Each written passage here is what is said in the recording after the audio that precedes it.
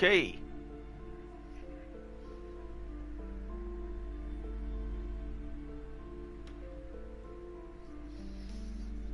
What is up? We are back. Okay. Do do do do do do do.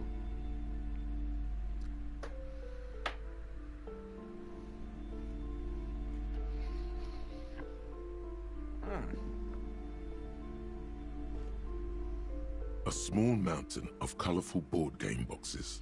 There are numerous types of games for all ages. A lot of shelf space seems to be taken up by Wirral-related merchandise.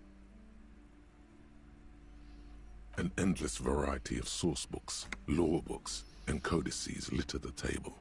The topmost book is titled Welkin Compendium, 2nd edition. There's also a large hardbound tome with intricate cover art, The Hunters of Katawak, Boreal Creature Compendium, and a Pick-Your-Path adventure game book titled Tales of Wirral, Cavern of Velkrag. Maybe I'm not into all this binocular A stuff. towering mountain of colorful board game boxes and Wirral codices.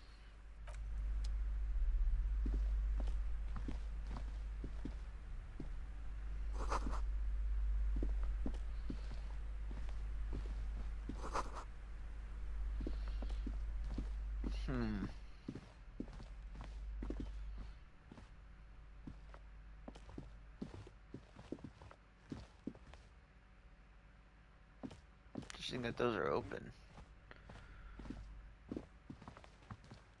You see a set of tattered curtains blocking the way to another room. A strange cage-like trinket dangles from the curtains. They're not blocking anything, though. The fuck? Excuse me, officer. The back room is strictly for employees only.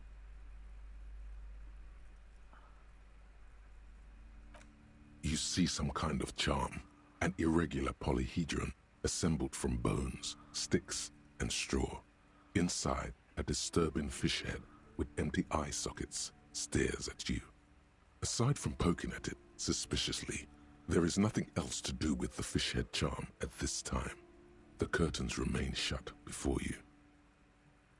Shopkeeper, what's behind the curtains? Nothing. Now please go back to browsing the books. Don't you feel compelled to look at the books? The books are all you care about. Oddly enough, the more she tries to draw you away from the curtains, the more alluring they become. Just as you're about to pull apart the curtains, the petrified voice of the shop owner cries out once more. Sir, don't touch that. I told you it's off limits for the customers.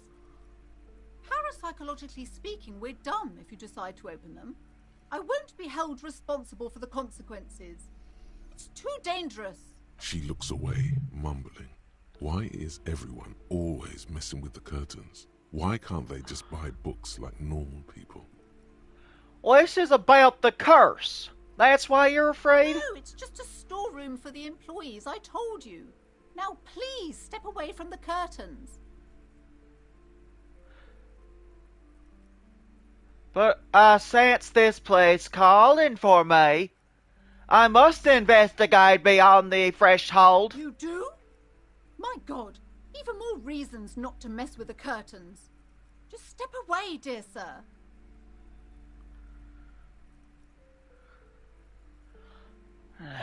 Man, this is different. I'm a police officer. I need to get in there. Why? It's not like anyone was killed there. I'm sorry. I don't mean to be so impolite. Just please don't go there. I can't allow that. You'll only make things worse and unleash the powers. The curtains do seem frail suddenly, not robust enough to contain a slippery darkness. Alright, I'll think about it for a while. Thank you. Let's just talk about this first, all right? There's no reason for you to venture into the unknown. There is something mysterious about the curtains. Be careful. The curtains, tattered with age and covered in dust, hang before you, as if taunting you.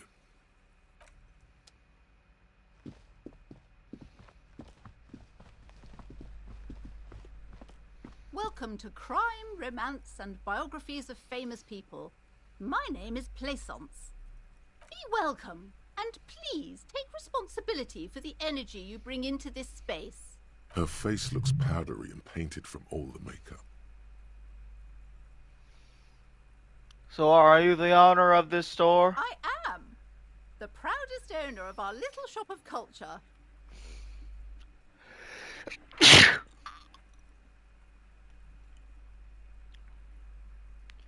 Your daughter is the one standing outside of this store, right? Annette, yes, my daughter. I hope she wasn't slacking off again with her nose in science fiction.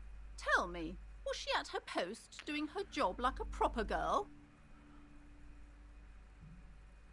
It doesn't matter. Now tell me something else. And what else can I do for you? Why are you so uptight about those curtains? I just want to know what's on the other side. I already told you. It's just a storage room for employees. I don't understand why it's so important to you. Just let it go, officer. I Go doubt buy it. some goddamn books. You're supposed to be drawn to the books. She's so tense, it's a miracle she hasn't snapped in half yet. If it's just a storage room, then why are you so tense? I'm not tense. I'm just... Okay, fine. It's just because this place is cursed. Just like everyone said. They don't call it the doomed commercial area for nothing. Are you happy now, officer? Happy that you've ruined everything? Host of hosts, she prays. Guard me and my honest business venture from the curse that lurks behind the curtains. Have you sought help from anyone? Yes. I've contacted numerous parapsychologists and even a pair of Simonese mediators. They provided me with the wards. The wards help to keep the doom at bay and protect us against the darkness that lies further in the building, even though now I fear it's not enough.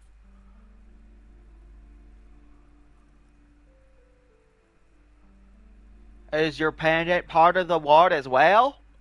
Oh, this? No, it's a special Himian amulet, blessed by desert pygmy shamans, with a spell of compulsion. It's to compel people to buy books. There are numerous spells cast throughout the store. I had the books anointed with a different inducement spell, for example. It's guaranteed to boost sales 15%.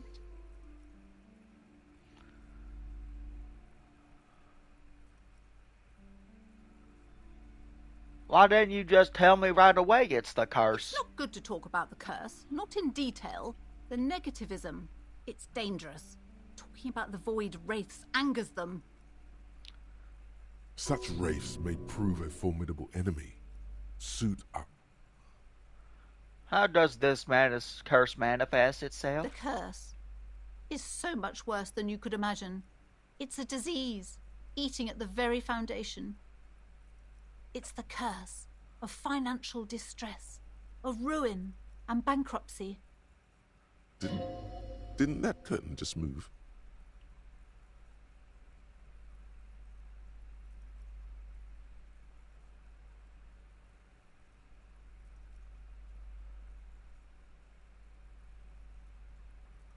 Ah, Annette mentioned that the previous tenants had experienced some financial troubles. It's not just that, officer. We're dealing with something supernatural here. It's the cacodemons feeding off bad business practices and disappointing income statements.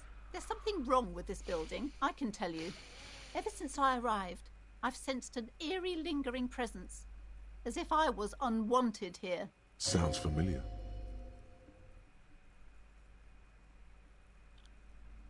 Strange. I feel unwanted too. What does it mean? Truly so? Perhaps the dark energies are leeching off you. You shouldn't stay in the store too long. It may be dangerous.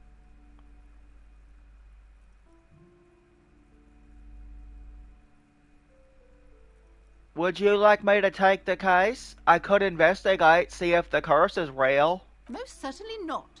I don't want anyone who's not familiar with the psychic arts to get involved in this mess. Stay away.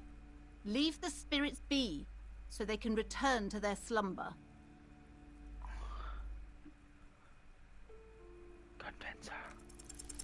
Time to fire up the old lie machine.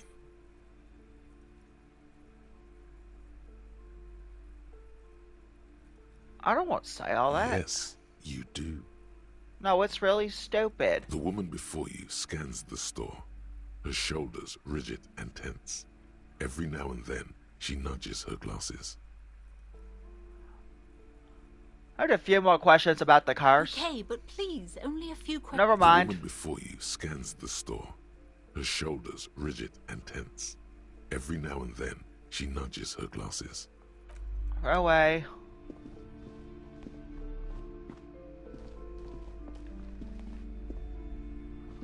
These shelves are overburdened with books. A couple of spook novels hide amidst all the detective books. Crime fiction is a disgrace. An asinine misrepresentation of the physical attributes of the arduous everyday work of actual police officers. These books greatly overstate the excitement of police work, glossing over how long it takes to actually follow up on leads and eliminate dead ends. What's more, they completely ignore the psychological hardships of year after year coming into contact with people during the worst days of their lives. Not Okay. a single mention of all the stress this work creates upon the officer's family. Detective fiction just doesn't tell the truth at all. Now, would you like a list of all the books found on the shelf? Oh God, no. Shelves filled to the brim with crime novels featuring the supposedly stalwart Vespertine detective, Dick Mullen.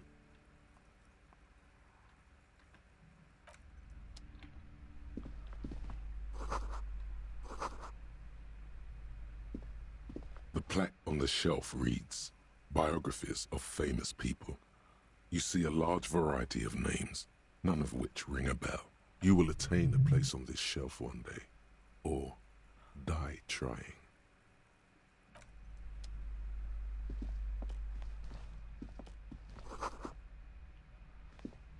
This bookstore is not strictly about crime, romance, and biographies of famous people. There's also a wide range of paranatural literature. Amidst the various books, you find one written by someone named Matthias W. Dundas.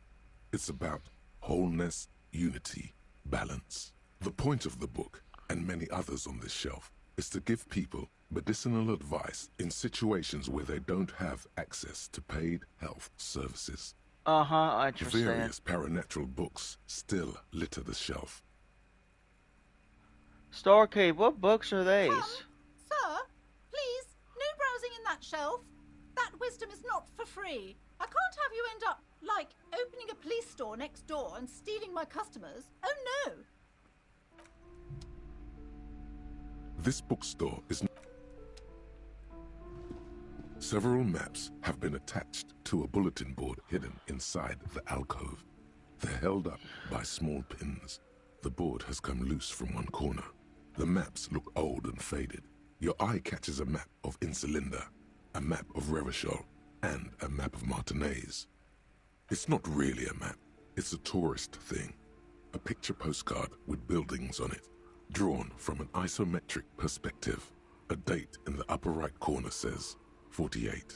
Still, it's detailed. Could be pretty useful for scouting ahead. You see the jagged boxes of an industrial harbor, even the whirling in rags there. The north coast of a verdant island is shattered by the delta of a river. It is the River Esperance. Countless bridges put the shards back together, connecting city blocks to river islands. La Delta says a great artificial heart in the center, teeming with life forms and construction. To the east, rolling hillsides, Le Jardin, Stella Marie, the suburbs of Saint-Baptiste, swallowed up into the megacity. And They west sound of the rich to river? you. This is Revachol East. Hudon, it's somewhere to live. Not bad. Then there's Jamrock. It's bad. People shouldn't live there, but they do. Then Forberg. It's almost as bad, and much larger. Then Coal City. It's the worst. And It's Martinez? so small you can't even see it on the map. No, wait. There it is, north of Jamrock. The strip of coast next to the Greater Revachol Industrial Harbour. It looks downright despondent. It's almost Coal City, to be honest. No, this is somewhere to be. This is all you have. But it's still something. Streets and sodium lights, the sky, the world. You're still alive. This large map displays archipelagos. You see a constellation of small dots on the light blue emptiness of the Insulindic Ocean. The largest in the northeast is La Caillou. You are here. Another far away in the southwest, Seminese Islands, Ile de Fantôme. Ozon, Laurentide, Fas à la Mer, archipelagos, North Arcade Islands. All just specks of dust on the vastness of the Insulindic. On the edges of the map, the color fades into a blur of dotted lines, black and white. In the northeast, a dust mite stands on the north coast of Caillou, in a bookstore. It's you.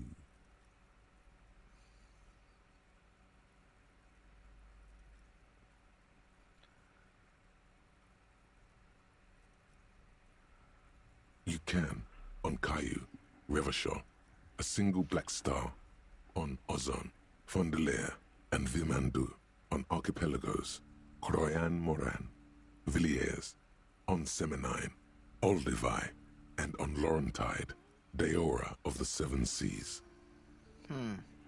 Lost little pearls of light, tiny fires in the dark. The ocean breaks apart into a tangle of cosines and azimuths, all pointing into pale nothingness. Windy is the north azimuth. Grad is the northeast azimuth. Samara is the east azimuth. Seol is the west azimuth. Isolas, they're called. Connections to other worlds. Words past the Insulindian, unknown to you. You only know you've never been there. You have little idea what they are. Distant stars, gods, but looking at them makes you feel almost non-existent. Whatever they are, the Isolas are immeasurably large compared to you, and very, very far away. Perhaps they are gods, gods of distance and outer dust. Starcade, can I buy these maps? I'm sorry, officer. The map of Martinez is the only one available. The other two are not for sale anymore. And besides, you could scarcely afford them. They're quite valuable, though they might not look it. The map of Martinez is 90 cents, though. Why is the one of Martinez so cheap? That old thing. It's an out-of-date map of a tourist location that never was nor came to be. From when some design studio people tried to spruce the place up 4 or 5 years ago. They also renovated the horse statue, set up those coin-operated viewers, and designed the new street lamps. What happened to them? Or what happened then? They didn't get that far, for some reason. A shame the project never got going. Would be nice if someone fixed Martinez up. All these ruins are bad for business. I want to buy the map of Martinez. Always good to be informed of your surroundings.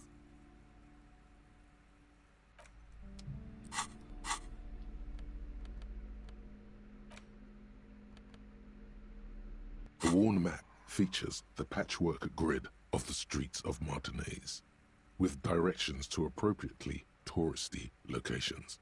Year 48 resides on the upper right corner. Trace a path to the... Your finger moves through the various streets, across Rue de Saint-Ghislain and Rue Saint-Sipar, over Saint-Brun and Martinez North, finally coming to a halt on the spot where you are currently standing, although the map gives no such indication itself. For a more detailed view of the map, go to your journal and select the Map tab.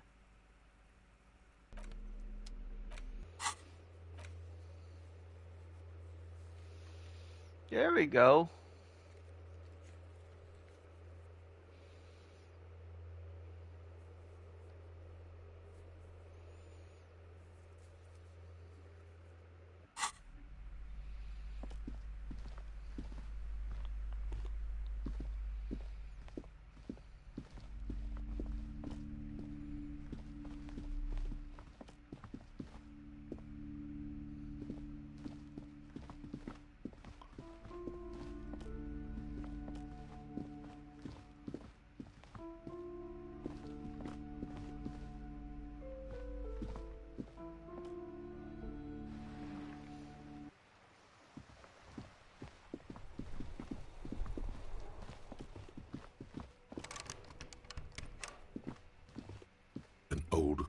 box with a matrix of push buttons lists all the companies in the East Delta Commerce Center.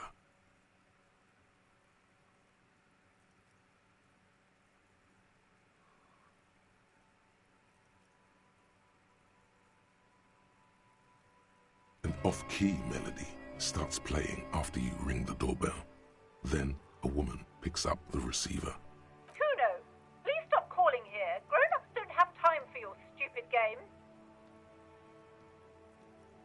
This is the police. Please open the door. Oh, I'm sorry, officer. I thought you were...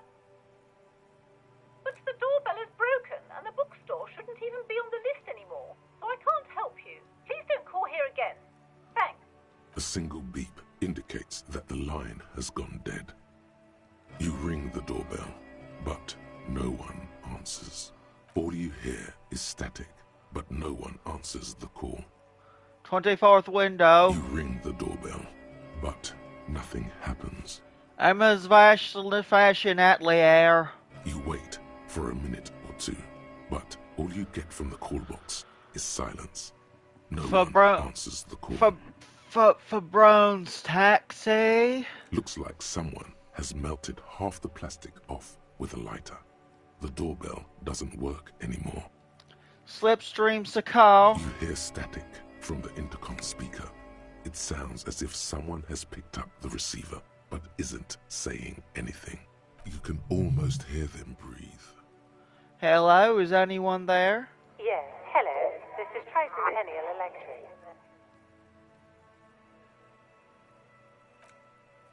Have you come to place an order?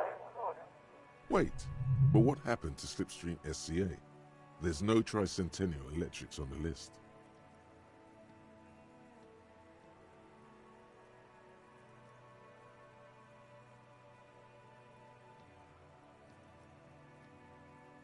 Hold on, Tricentennial Electrics. I thought this was called Slipstream Sakar.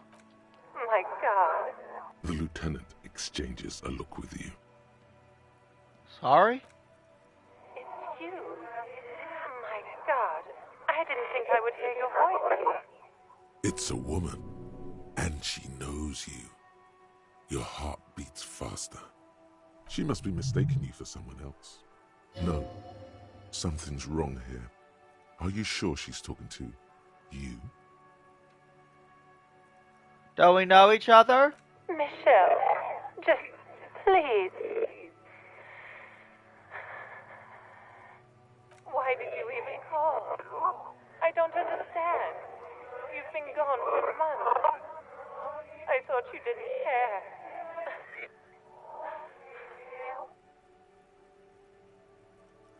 Of course I care. It's just that I've been going through some tough time. Ever since I came to work here, it's been different. As if my mind's been wiped clean. A spot of static overrides her words. When she speaks again, it sounds like she's submerged. It's so nice. It's so nice to be able to finally forget. Forget about what? She sounds like she's about to cry. Oh God, please don't cry. She doesn't answer.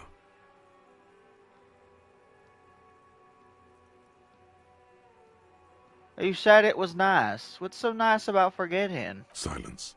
The only thing you can hear now is static and waves washing ashore on the bay.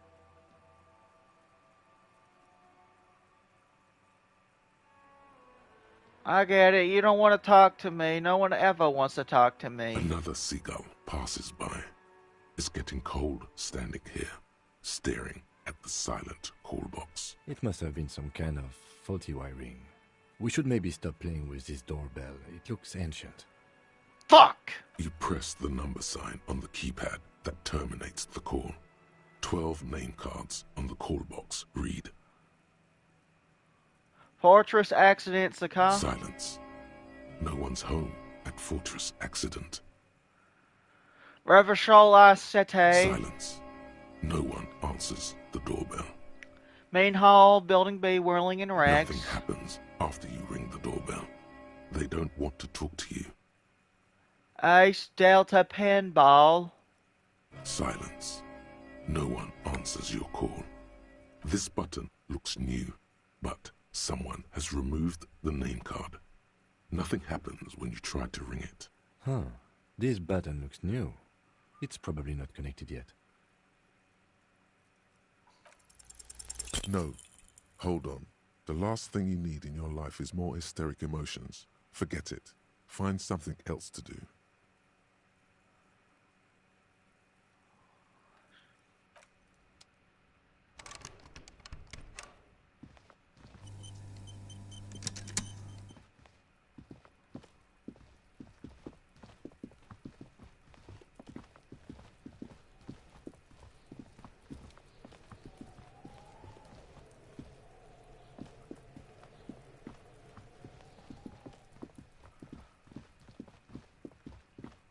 The tracks are as they have ever been. A bit more worn, perhaps. Fortunately, the street...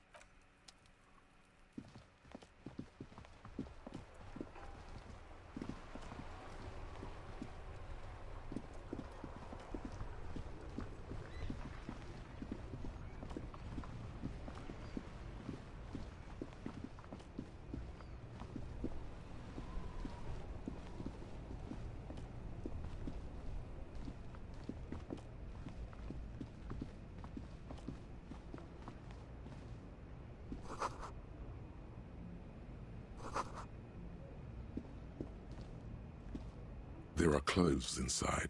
Cheap second-hand clothes, smelling of strangers' body odors. Don't be shy. These are premium class clothes. Good quality fabrics, best retro design. Save the economy with your style, officer. You find your hands deep in tattered and faded garments, made from weird polyester blends that make your body itch and sweat in all the wrong places. The box smells like cat piss, or like an old person with no money. Economical, but also trendy. Look first-hand, buy second-hand. Keep the economy moving. Something cold grazes your hand. Synthetic and sleek. A windbreaker. Surf, it says, but also wind, summer, 100% waterproof, and sport. All in different typefaces. Good choice, officer. Mega sporty. And it's only $4.50 for you, sir. Okay. Better prepare for springtime, right?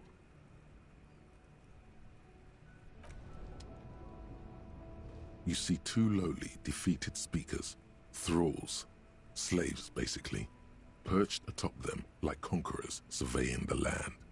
A pair of found, durable wear sneakers, ultra serious. I can see you with taste for luxury, officer. Can't keep your eyes off those sneakers? A pair of found ultras.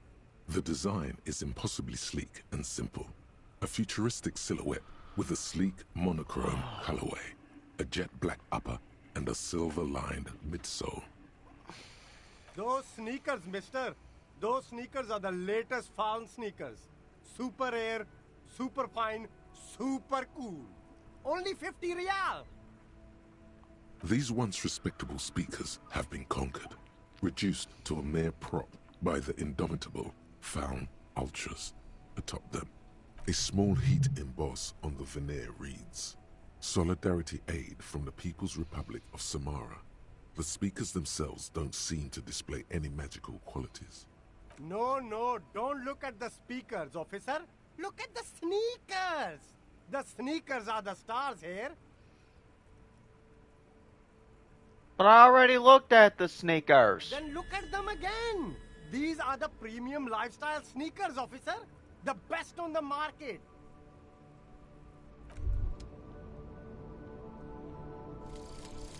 Jamais vu. Derealization. Jamais vu. The opposite of déjà vu.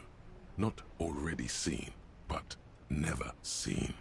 Everything that should be familiar appears strange and new, like some half-forgotten day in your childhood. Only now. That's the feeling you've been having. And for who knows how long. You should go and ask Joyce Messier about this. What world are we in? This is a fundamental question.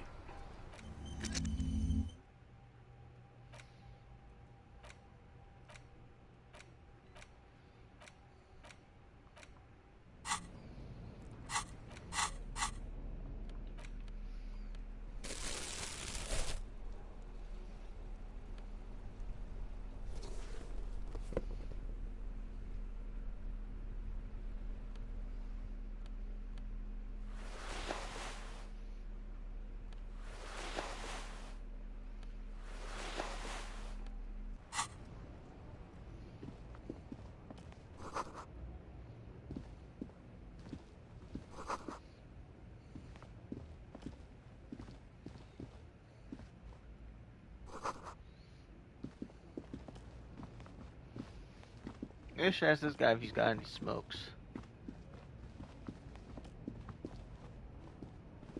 There's a pile of cheap sunglasses in a small box.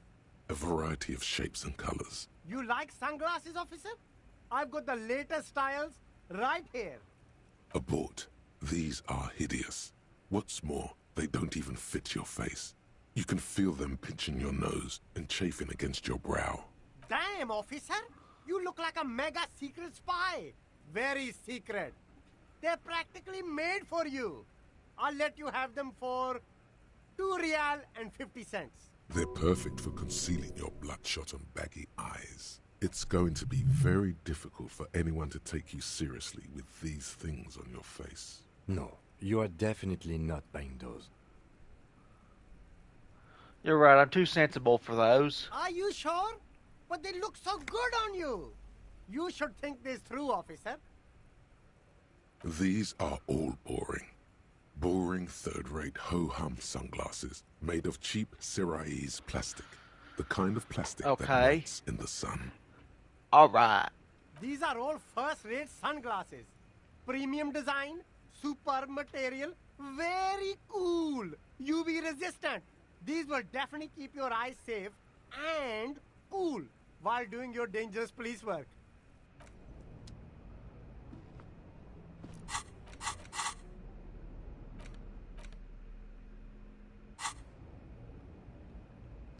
You see a Samaran street vendor surrounded by a motley assemblage of goods. When he realizes you're looking at him, his face breaks into a wide, welcoming grin. The name Sileng is embroidered over his breast pocket. Happy shopping, officer. Everything's cool here. What's so cool? Everything's cool. The goods are cool, the customers are cool, the place is cool. And one more thing, officer. You're very cool. Really? Bang, bang, bang, bang. You feel a twitch in your index fingers. There's a finger shootout brewing. Whip them out. Don't shoot, officer. Have we got an arrest here or just a shakedown? A shakedown. Good one, officer. You're a funny guy. Now, what can I do for you?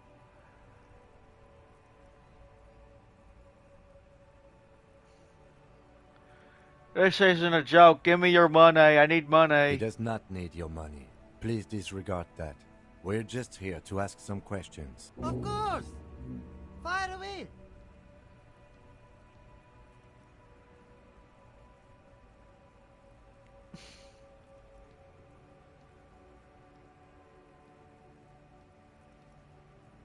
These food packages you're selling have humanitarian aid written on them. How come? You mean these delicious pre-packaged shelf-stable meal kits? Really easy to cook, no hassle, really cheap too. Buy some, try them out. Don't play games with me, Hawker. What's going on? No problem here, officer. I get all this from one of my suppliers, an extremely reputable guy.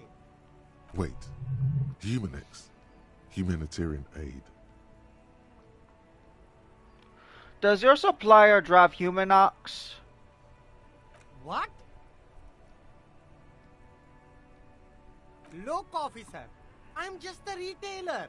You'd have to talk to my supplier if you got questions about the supply chain. That's how the game works. Interesting. We'll need more if we're going to pin this one down, he thinks. Good questions, though. Sharp eyes, officer.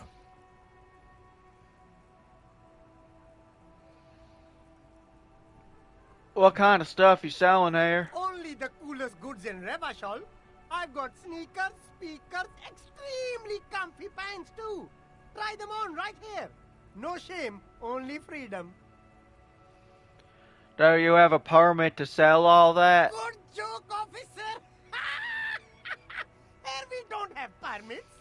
Just economic freedom. Take a look around. You glance around the decrepit buildings, the miserable weather, the sidewalks strewn with sunflower seeds and a dust-choked air. It's beautiful. Beautiful freedom.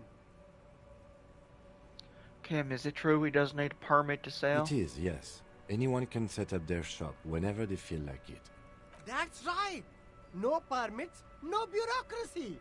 That's why this city and its law officials are so cool. Wait, but what are we doing here if there are no permits? If you wanted to be cynical about it, you could say we are here to protect the interests of property holders. I am not, however. My man, officer, you make all this possible. Without you, this climate would be extremely bad for business. You're part of the Gossamer state.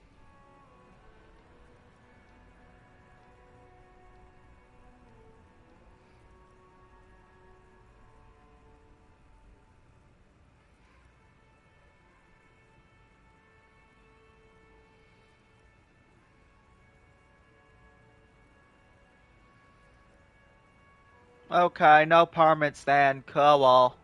Hyper cool. Is there a discount for cool officers like me? No need for discounts at ceilings, officer. Everything's already on sale. Anything you want, 50% off. Where'd you get those comfy pants? I'm an entrepreneur, officer. I've got sources, buyers, suppliers, distributors, manufacturers, wholesalers. Well, all wait. extremely cool and above board. Okay. That's all then. Let me ask you something else. Anything for you. Where are you from, Sealang? Me? It's a boring story, officer. Who cares about the past? I'm all business now. All Revachol. Sounds good. Let's get back to business then. Very cool. I like your style, officer. Can I have some money? No need to dress this one up. Just tell him what you want. Yeah, I want your money now. Oh, okay. But why, officer? I don't know. It was just the only thing I could come up with in my head to ask you. I need to get money somehow. Ah, yes. Money is very important. Are you trying to ask for a bribe? If so, you're not doing a very good job. Sorry, detective. I'll look around, thanks. The shine on these sunglasses.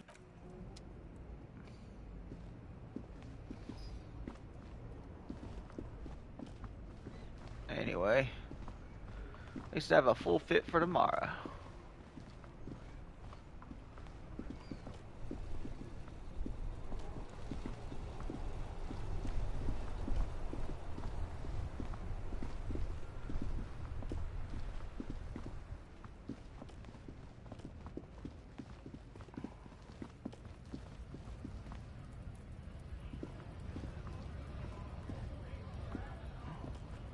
Welcome to Revachol. This man looks like trouble. You might not want to get into this right now. Plenty of time later. I know Revachol, that's where we are. Don't you welcome to Revachol me. My grandfather came here from a 3,000-year-old racist isolationist culture, while your ancestors came to this island a mere 300 years ago. Every school of thought and government has failed in the city, but I love it nonetheless. It belongs to me as much as it belongs to you. What's happening, Cam? You sound angry, Cam. It's men like you who keep Revachol divided, making it that much harder for everyone to climb out of this post-war limbo. So we are in a limbo? Oh, come on, man. I just said welcome to Revachol. It's a lorry driver thing. I know exactly what you meant. You think my kind doesn't belong here, that I should watch myself and behave. But you see, I'm an officer of the RCM. It's actually my job to make sure you behave. I would advise you to remember that. Silence. The air between them becomes tense. Your partner needs backup. Now's your moment to shine. Fucking A, Cam, I've got your back. You two make a cute couple. You know that? The lieutenant exhales and resumes his regular calmness. Now that that's settled, I have a couple of questions. Whatever you say, officers. He smells of heavy motor oils, and his breath of high tar content cigarettes, probably Astra Whites. I found this mug in the trash. Yours? Oh man, that's great. Look at that guy go. Haven't seen anything that funny in a while. Is it yours? God damn. Thanks for that, but no, it's not mine. Got a smoke? No. He's got a smoke right there, in his fucking hand. Snatch that shit out of his fat fingers. You need it after listening to his garbage. Then I'm gonna need the one you're smoking. Can't have it. Hand it over. I'm confiscating it as evidence. Evidence of what? I haven't done anything.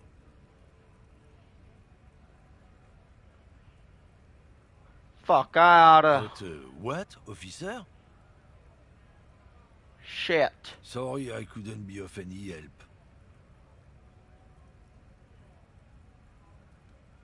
What are you hauling? Oh, not much anymore. I'm here to pick up some cargo, but the dock workers are on strike, so it's a sit and wait on your ass situation.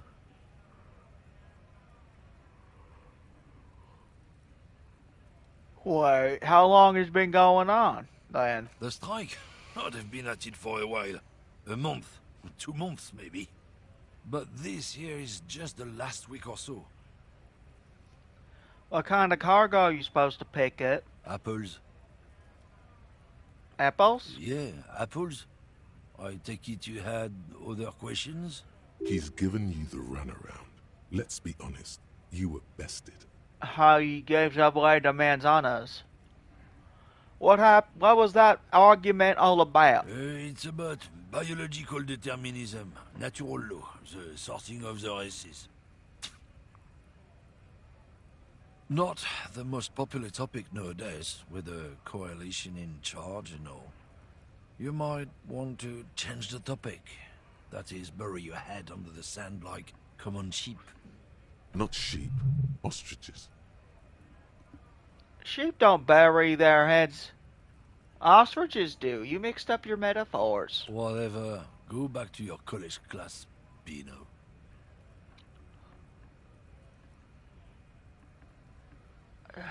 So you're just a racist. Makes sense. I'm not just racist. Look, I've read books. Huh? The science of racial theory has all been proved, even if some people don't want to accept it. People who've studied these things say that you and me are superior by design. So, naturally, we Occidentals should be in charge. Obviously, you can see the merits in that.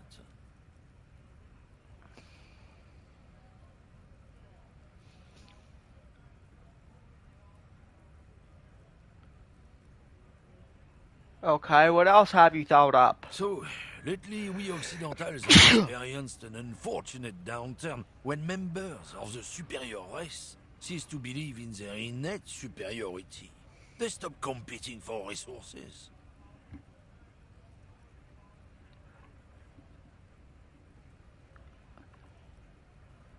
Oh, what's the problem with that, then? The problem?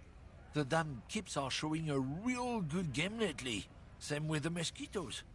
And the other introduced species too. They're on the precipice of cultural victory.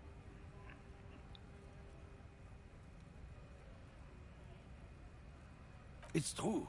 Also, you need to realize the dangers of mixing races. Who knows what might happen if people don't stay in their birthplace? You might end up with a new sub-race, with unknown characteristics, leading to extra competition. That's why you've got to control the offspring. Yeah, I'm not down with this. Why don't you go fuck yourself? Don't push your luck, Runt.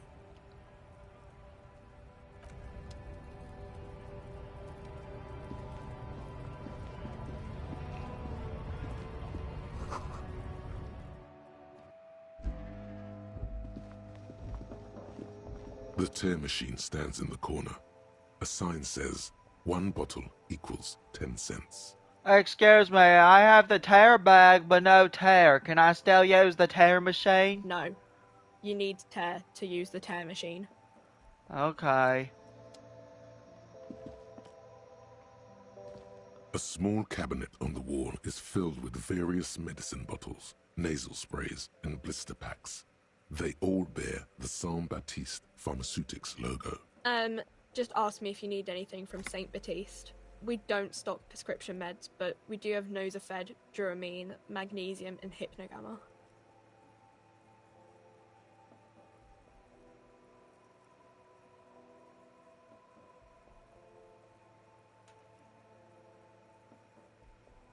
Magnesium.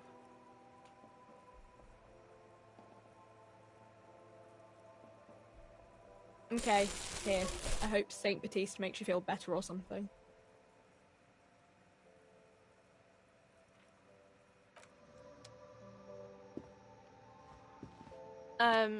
Is this about the questions again? Because I don't really know. I just wish I could get some smokes. You see several packaged raincoats fill a low shelf beneath a display of croissants and juice bottles. The raincoats are transparent, except for the big Fritta slogan on the back. The packages are small, discreet, sloppily stacked, making them easier to take unnoticed. What's that? What is what? It's a raincoat. If you want to buy one, then it's only 4 real. Her attention is drawn to the raincoats. Stealing one undetected will now be more difficult. Okay, well I don't need one now. I just bought a windbreaker.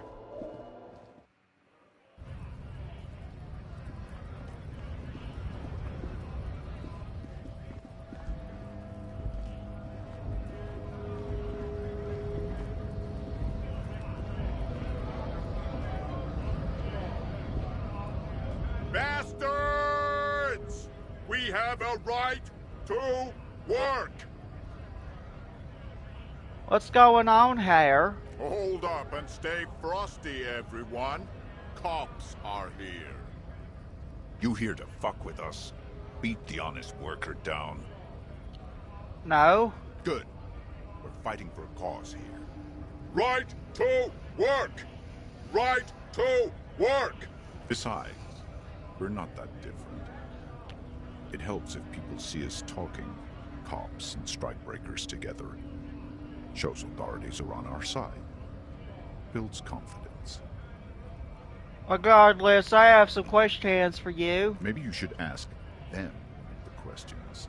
Like, why we're not allowed to make a living here. Shame on you! We have families to feed, you piece of shit.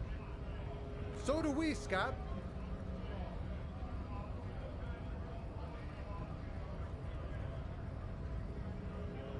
Who are all these strike breakers? Honest men and women with rights to work, to be useful, not toys for corporate interests. We came here to help the harbor run smoothly in time of crisis. If union fucks don't want work, they ought to let in those who do want work. I have a question. Why do all these men follow your leadership? You think they follow because I'm big and loud? No. They follow the rules of the market, the rules of the economy, because they were given a job to do! What is a strike? When a bunch of ungrateful, lazy cockroaches can't get their act together, decide to block honest work for other people. What do the strikers want? Beats me. They mumble nonsense about boardrooms and workers' rights, while we have the right to work! When the man moves around, you perceive some serious abs underneath his tight-fitting shirt. This man is in shape. There's something odd in the way he carries himself. His set of clothing looks vaguely mismatched. The different pieces of the attire seem ill-fitting. Ill-fitting, what does that mean? His shirt is far too small and an unpleasantly tight fit, while the overalls, held up by a belt, seem to fit a man with much more corpulence.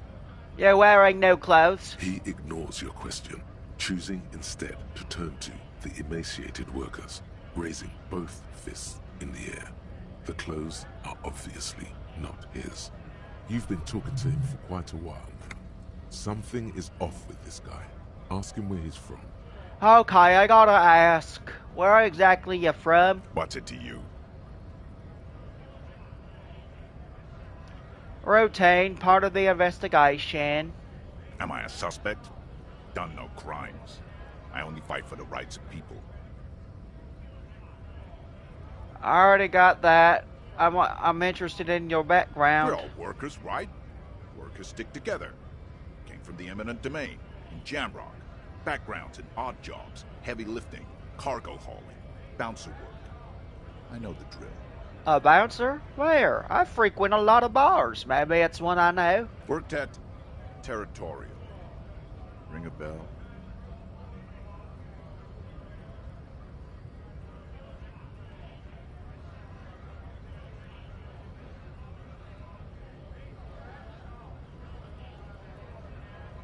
Not right now, but might have been there. I don't really remember things well. Uh-huh.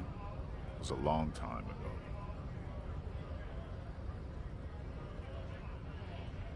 I actually need to speak with the union boss. Have fun. Union shits are on full strike. Don't think they're going to let you through the gates. Why you want to meet that fat asshole? I'm interviewing people about a murder that took place here behind the hostel cafeteria there. I know nothing about a murder. The mention of a killing sends a barely noticeable shiver of tenseness through him. Interesting.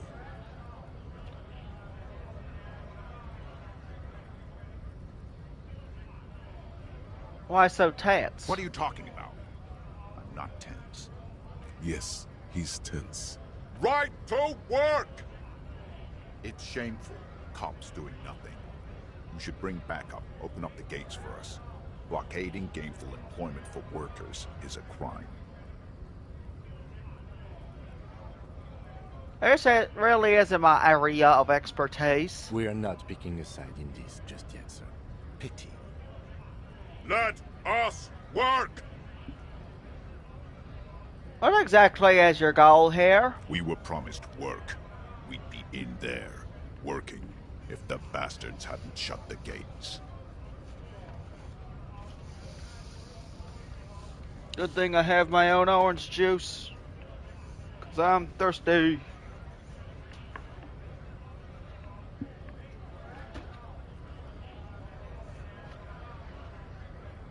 And you are unable to breach the entrance? Main gate's locked. Would take heavy ordnance to bust it open. Could try to get in through the secretary's office. Door's locked. The guard's blocking the way to the access panel.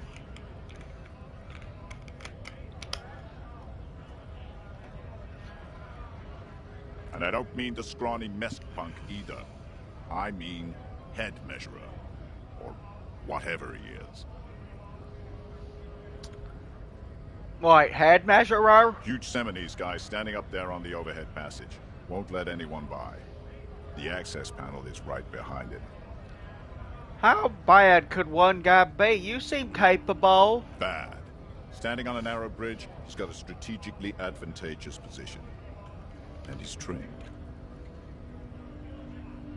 I don't know how the Union has a trained killer up there. But that one's no joke, and my men are tired and hungry. They're workers, not fighters.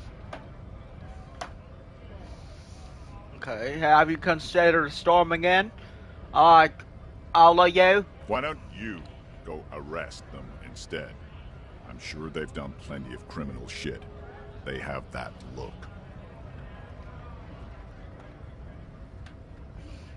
No. Oh, They shit. will give up eventually. Or get drunk. Leave the button unguarded. Then we charge. I'm just gonna leave now.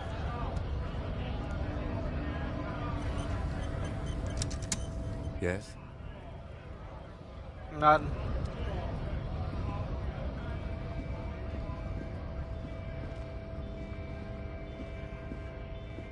A lorry stuck in the traffic jam. This big, heavy Grad-made machine is well kept for such an old machine. The windows are clear. They've been recently washed. You can see a lorryman's cabin with personal belongings, stickers, insignia. Fumes of heavy fuel oil waft over you, making your eyes sting. The odor mixes with cigarette residue. What kind of stickers and insignia? The driver has adorned his space with a substantial collection of peculiar paraphernalia. Proclamations about honor, strength, and purity are glued to various panels. A large metal pendant hangs from the rear view mirror. The pendant features a sun crown with wavy rays. What about the back seat? The back end of the cabin has a small perch to sleep, large ashtrays. There are several suns and wheels sewn into the curtains. Racist nationalist paraphernalia. Not unusual in this part of town. This is our guy. You think this lorry belongs to our tough guy? Likely, yes. This guy's proud of who he is. Drapes it all over his machine. There he is, in front of Rita, smoking nervously, hoping it's over.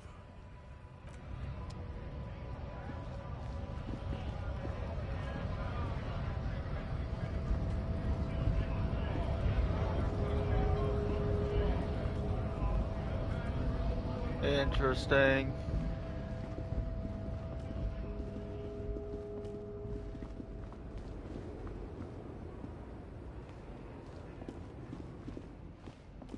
What else might I be missing?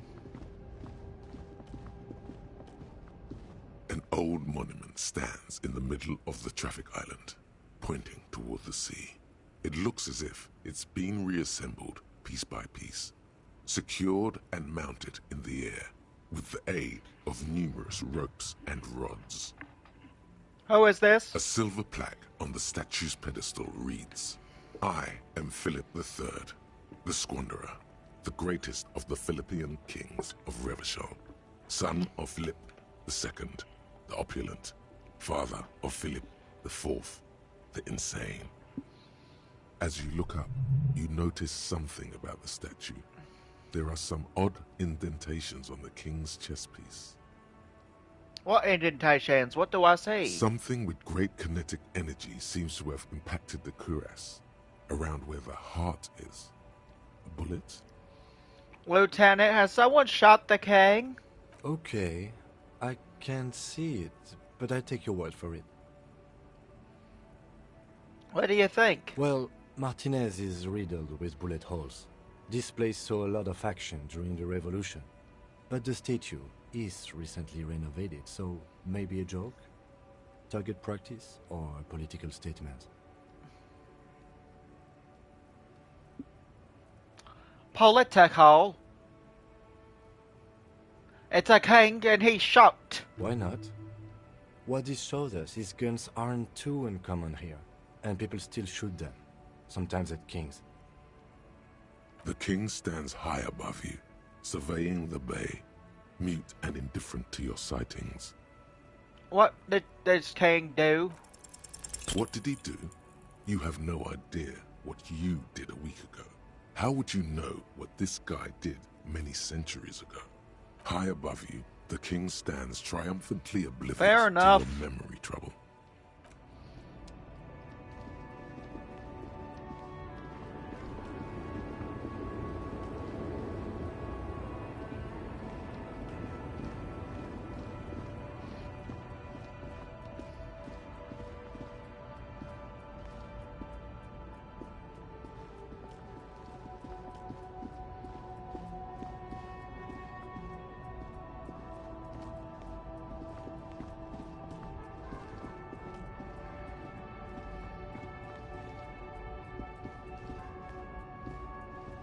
Ooh.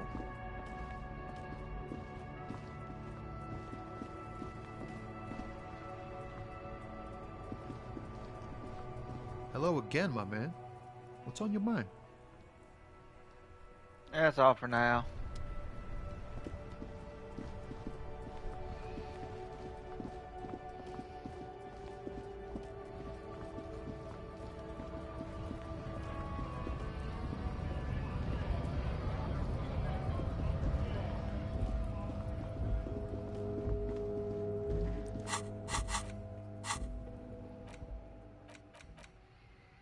I think before I go to bed or whatever, there's one more person I can talk to that I'm aware of.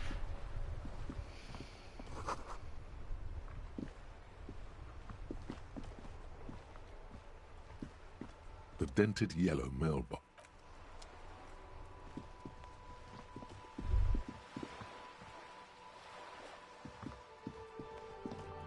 What was that thought?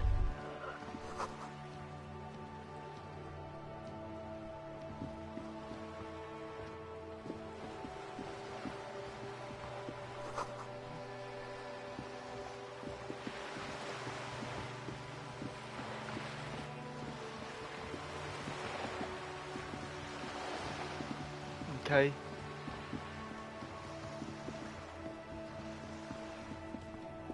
Just an ordinary wall.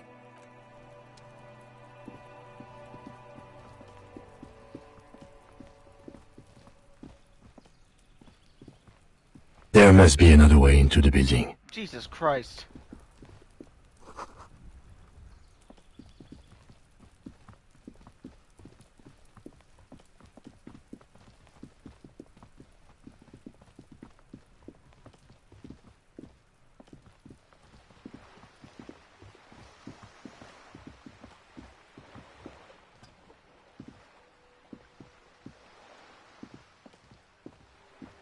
The streets will flow red once more, a great torrent rushing down Rue de Esperance. You wait and see. The streets will not flow red with anything. Who are you? I'm Cindy the fucking Skull. What else do you want to know? Date of birth, blood type, the last time I was tested for Hep C. Hep, yeah, when were you last tested? Had a battery of tests just last week. I'm practically a patchwork of interesting critters. Kinda like a Manowar. You keep looking off to the side. What are you looking at? The lieutenant is desperately searching for a handkerchief. Hatred, disgust, it's difficult to tell which of the two is more present in her girlish features. The woman on the boat does not notice her staring. That is on her. Someone's got to keep an eye on her. You mean Joyce? On a first-name basis with her, are we? Piggy's moving up in the world.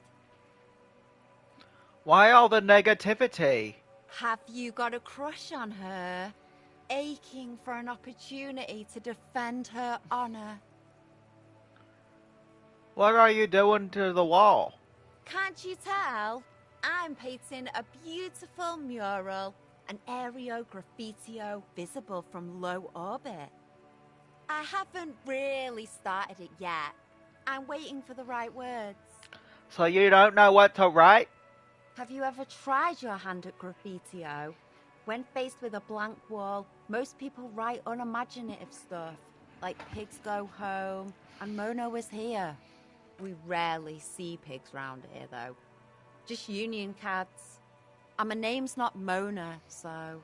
She wants it to be something true and total.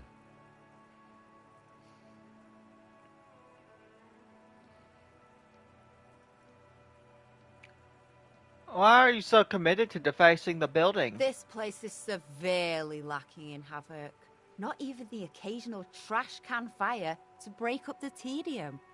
I thought I'd mix it up, you know. Summon the forces of crime and social chaos with a wall-sized invitation. Well, I have an opinion on this. Wanna hear it? Yeah?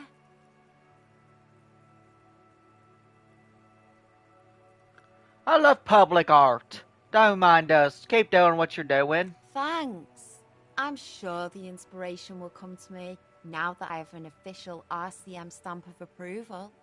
You've lessened her desire to deface the building.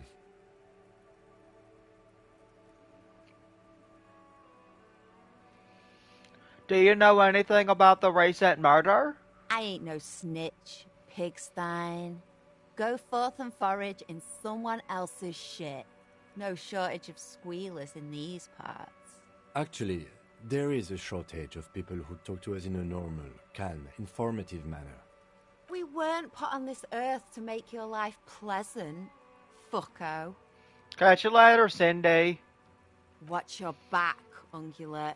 You've got eyes on you.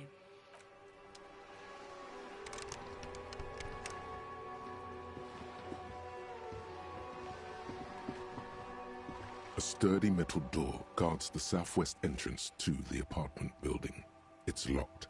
The door rattles against your knuckles, but there's no response. The door rattles again, but this time you hear an elderly woman's voice calling out from inside. Stop banging on the door. I'm not letting any more strangers inside. Hold on, who am I speaking to? Doesn't matter who I am.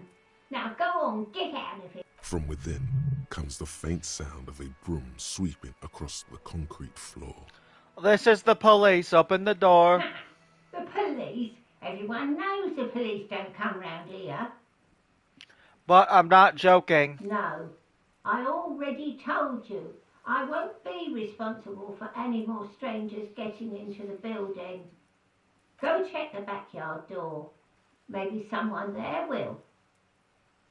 Kim, tell her we're real policemen. Madame, I assure you, we are real police officers.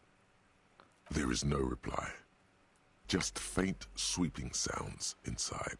The door rattles again, but this time you... Stop banging on the door! The police... No, go check the back...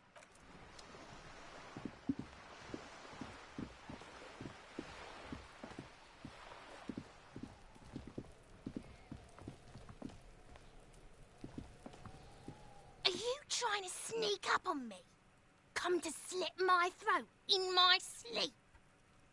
Apparently, she doesn't like people standing behind her back. Pigs come to take me out, trying to snuff me out. Are you sleeping right now? Don't get fucking clever with me, pig. You think you're so clever.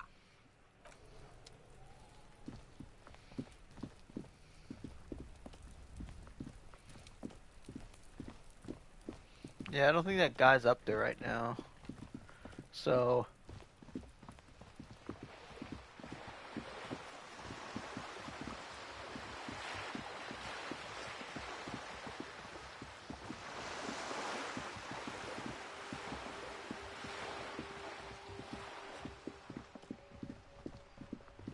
Guys, it's about time to end the day.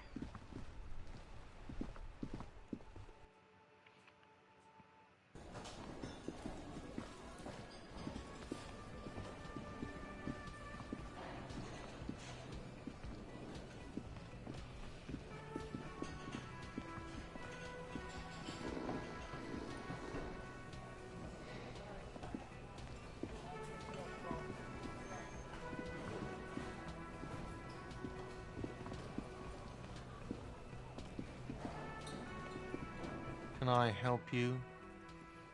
I need a drink. Can you pour me Do one? I have a shaker in my hand? Is this a shaker? He sounds irritated. You sound irritated. Why? All I want is a drink. Am I wearing a little bow tie? Am I wearing a bow tie and doing this? Am I smiling? Do you see me smiling and shaking my little shaker? No. Do you know why? Because you're not a bartender? That's right. I'm the cafeteria manager. I'm glad we cleared that. Was there anything else? I want a fucking drink, asshole. Well, you're not getting it, asshole! This is a thoughtful exchange, but can we move on, please?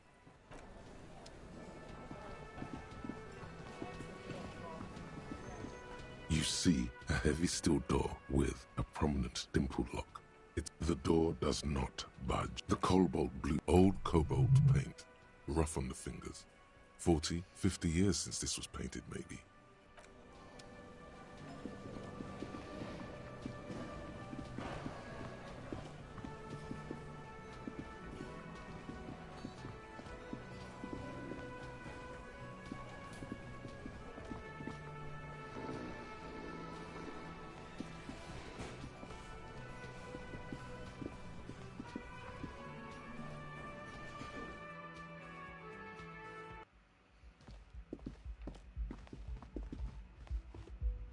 The door is closed.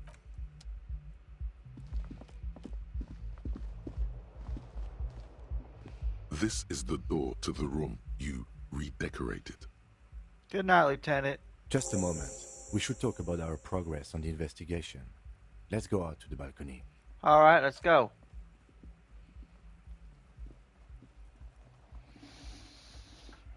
The air outside is brisk. The lieutenant is silent for a moment. He listens to the traffic hum. Then... Now then, we should talk about the investigation. But I also feel you're a bit hazy on the RCM. Our role here, our rights, our jurisdiction, basically. I didn't know you smoked, Kim. I have a cigarette every night when I go over my notes. It's something of a ritual.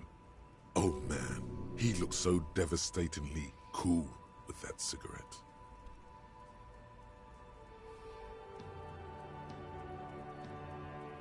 How did you get so cool, Kim? You mean this? This isn't cool.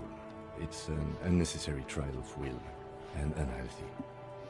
Keeping the habit within the parameters he's given himself takes a lot of focus. It would be easier to simply quit. Yet, were he to quit, he would lose the cool factor.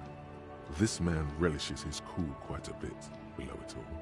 I think I might want to pick up smoking. Do you have any more cigarettes? I apologize, but I only brought one with me. I have exactly one cigarette every night while going over my notes. Right then, the debrief? Yes. It's been a long and eventful day.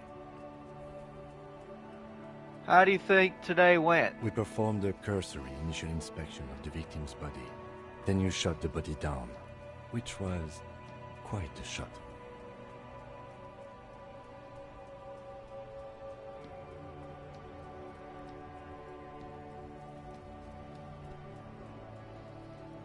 Damn straight, I'm a sharpshooting cop. On this occasion, I must agree. At any rate, your shot enabled us to perform a field autopsy on the victim. We found some things we can really work with. Moreover, you found that the hanged man wasn't just hanged, he was also shot. That was some excellent detective work. And you managed to locate and pull out the bullet, so we can get ballistics, make off the gun. All this is invaluable.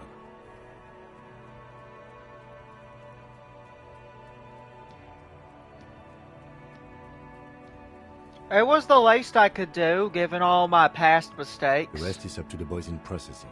Maybe they will surprise us by doing their job for once, but I wouldn't count on it. There's still work to be done at the crime scene, however. We mustn't forget that. Now for the interviews.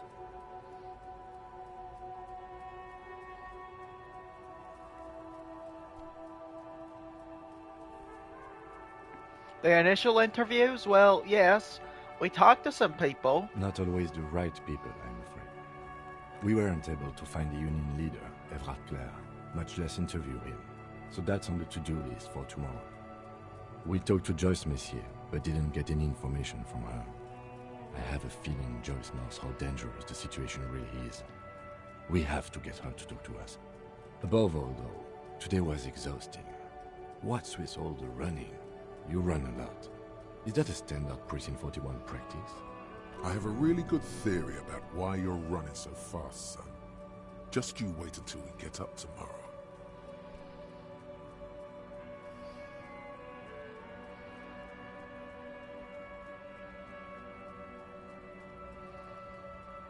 I don't like to waste time, you know. My mind moves fast, the rest has to try to keep up. It's impressive, especially for a man your age. And in those hills. Nice shoes, by the way. I like the green. Goes with the orange.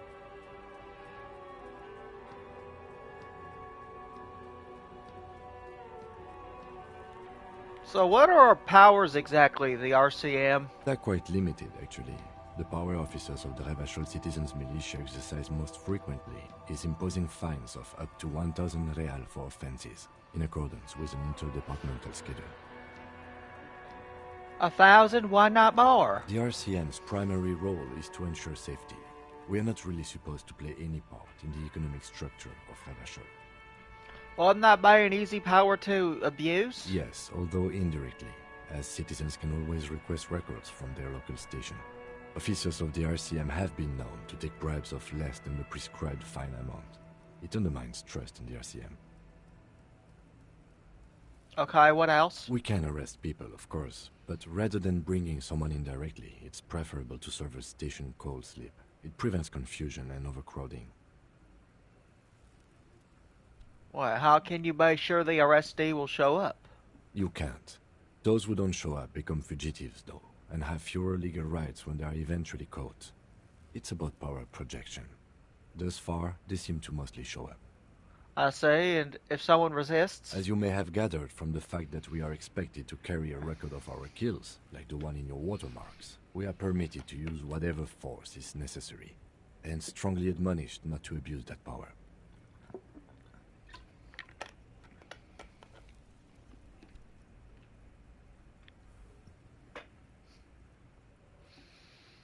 Wait, so if I kill someone while on duty? You have to supply compelling evidence for why it was necessary to use lethal force. In these cases, your partner is usually your witness. Not a good position to be in, by the way. Internal Affairs handles these cases thoroughly, by cross-examining you for inconsistencies. It is hard to cover for anyone, which is for the best. What happens to the people we convict? We don't convict. We arrest and send them to coalition government courts in Couron and La Delta.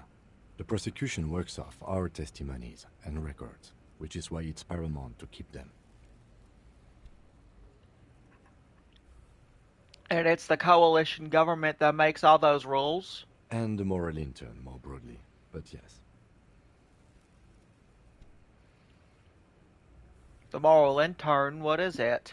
The Moralist International are the world's largest political organization. You know who they are. They have been running this place after the revolution failed.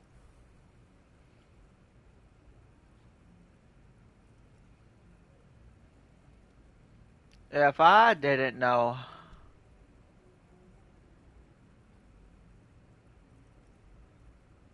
I really don't know. That's how bad it is in here. Okay. There are a union of center-left and center-right parties across the Real Belt. Our coalition government is just one of its many projects. They also run the ICP, EPIS, most intergovernmental organizations in the world. What do they believe in? What do they believe in? They are Dolorians. They believe they continue the humanist project set forth by Her Innocence Dolores Day 4 centuries ago. Others say they are just technocrats.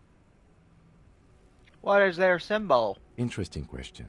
It's a blue forget-me-not. Their motto is love, compassion, self-discipline. I think you can gauge what they want you to think of them from that. Okay. Something ominous. Something even a little feminine. But in a strict manner. Something like the dark blue, serious color of the early night sky above. Who was Dolores Day? A historic figure? The author of the modern age? You will have to look elsewhere for opinions. The subject of humanism is too abstract for me. What do you think of them? The moral intern are a fact. I try not to have opinions on facts until they change. And it doesn't look like that's about to happen. It is more than that. There's some kind of affection in him. You like the moral intern? Yes, I did, when I was younger. In my 20s, I considered myself a moralist. A blue forget-me-not, a piece of the sky. They're not all that bad. But the years have changed that. I don't know what I believe in now. No, I believe in the RCM. That's enough for me. I have an opinion on the moral intern. Do you?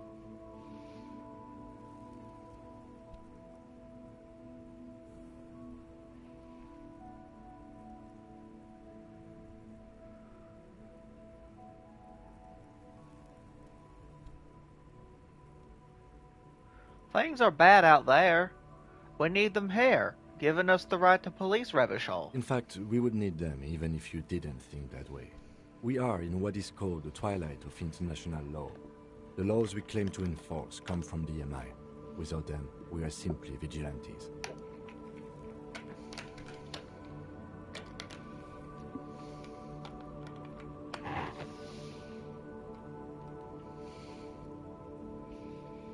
Actually, vigilantes is okay with me. Then you will adore Martinez.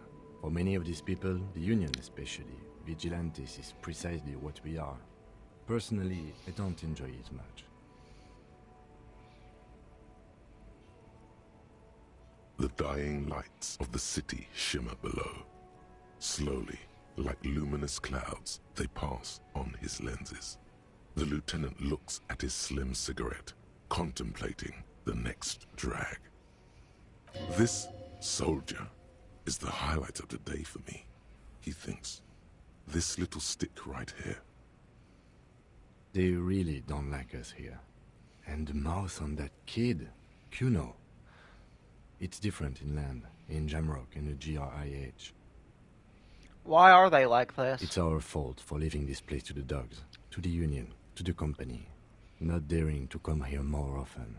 This place has fallen between the cracks, the jurisdictions of our two precincts. And in Jamrock and the GRIH? We run this city. West of the river is RCM land. It's incredibly hard. Human beings are... But we are in control, and it's worth it. The organization works. Our systems work. If they didn't, the city would disintegrate. Night. Captain Bartholomew Price steps into the yard.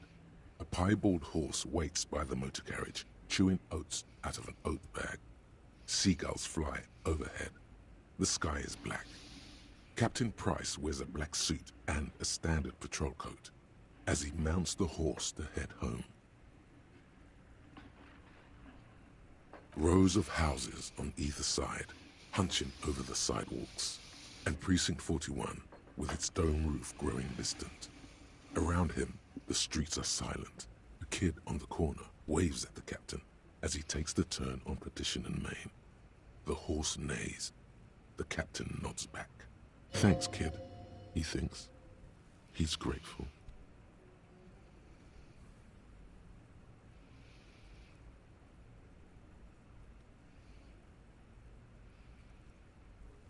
I hope our investigation will improve the situation here. At least do some good. Me too. But I wouldn't count on any drastic changes in our lifetimes. He is very tired, but the dark circles under his eyes make him look younger, not older. Thank you for this. Yeah, it's getting very cold now. Let's go.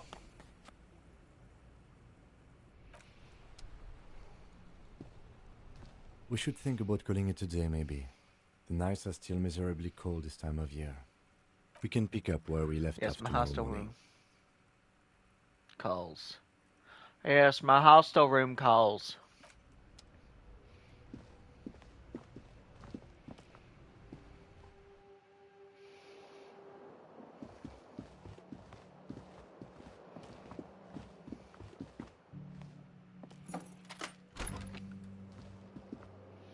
See ya.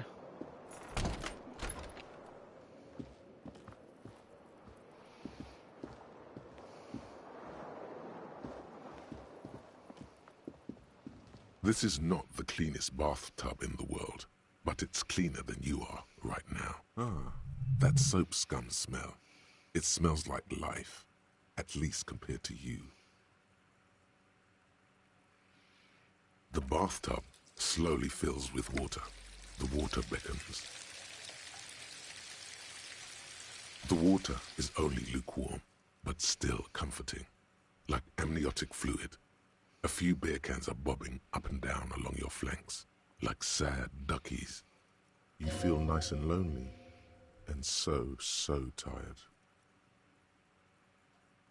Now you are alone with your thoughts in the tub, but it's easier than being alone with your thoughts outside the tub. They're not even really thoughts, just assorted sensations. none of them acute enough to focus on. Your fingers grow pale and are covered with tiny whirls as the water cools. What are you doing? You're not some fat fish in a fucking aquarium. Time to get moving. You see the corpse. You can still smell the cadaver on you. It's going to take more than one bath to get rid of that stench. Then, houses along a narrow street. A video rental. Darkness on the planet's curvature. The waterline recedes as you stand. You are cold now. Your clothes stick to your still moist skin.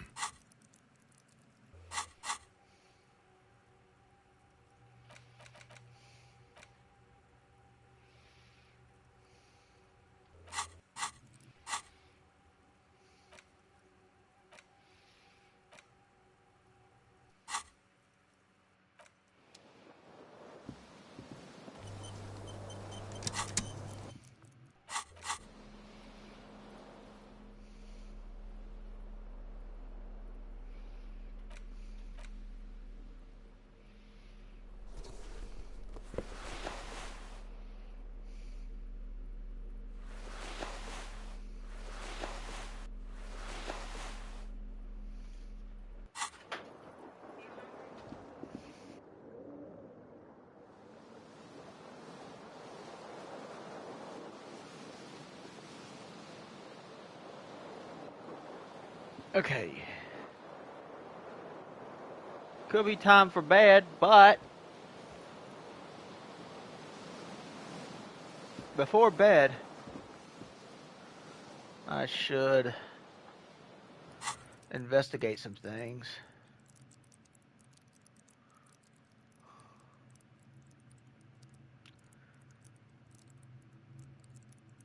I believe I needed to add to drama. Volition I'll add later.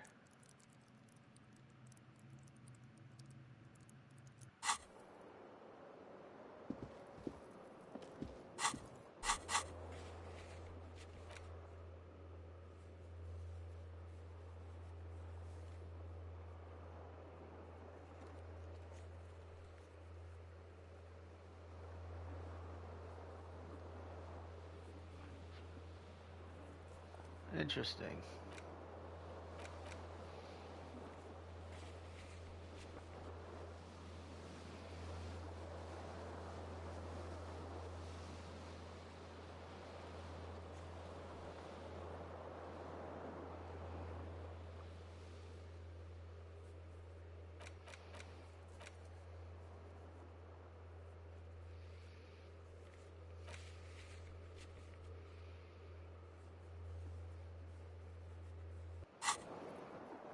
Okay.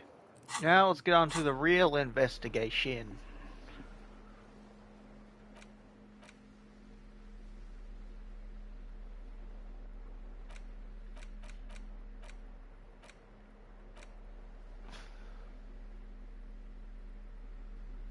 An intricate web of blue lines stretches across the torso of the hanged man, from the right shoulder to the solar plexus. Each time the lines intersect, a small white star is formed in their crossing. Hundreds of fading asterisks riddle his skin. Their concentration is highest around his heart. It still kind of looks like a map of the stars in the night sky, but something's not right. Who are you? Gone. What's the meaning of the tattoo? For you to discover. You've gotten as far as you will without assistance.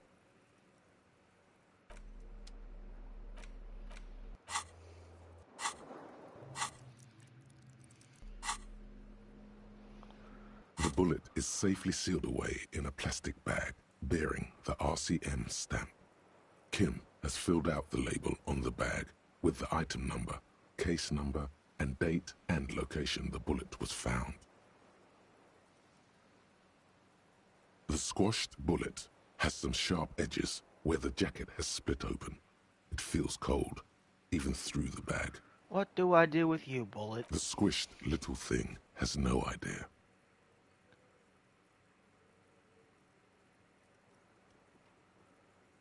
Find the gun that shot him. That sounds like something a police detective would do. First, you should learn all you can about this little guy. Closer. The jacket of the bullet is made of a yellowish metal. It has blossomed out to reveal a dark grey core. The base of the bullet is close to 5 millimeters in diameter. You can just about make out a few striations near the base of the bullet. Little hairlines, linear. It feels standard. And the core? It's quite destroyed. Some of the fragments are still lodged in the wound. What's interesting about the bullet thus far? It's a jacketed bullet close to 5 millimeter in diameter. A jacketed bullet, which would have been shot from a military-grade breech-loading rifle, not from a muzzle loader like those typically found on the streets of Martinez. Very interesting. You have an unusual military-grade bullet in your hand. Now all you need is to find a gun that could fire it. You can't remember what happened last week. What makes you think you're going to remember arcane firearm models?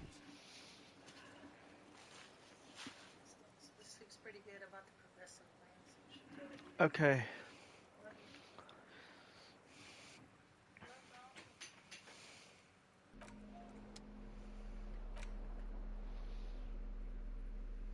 It's just a racist mug. What's there to read here? Not much. I want to get into that mug talk again. But it will not happen. The mug talk is exhausted. It is time to return to work. Okay.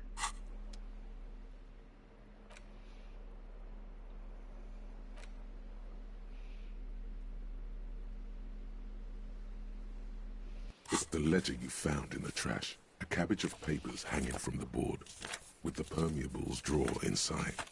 It's barely held together by a clip. It's proving to be harder than expected. You just don't have the intellectual rigor to patch the quilt back together.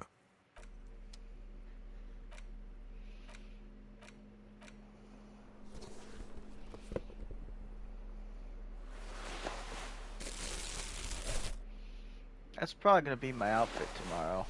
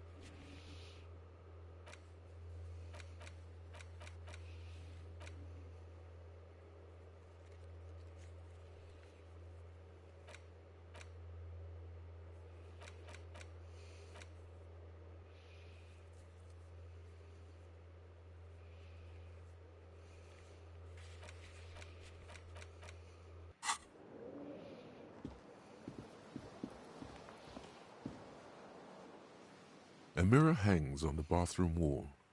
In it, your face, adorned with the expression.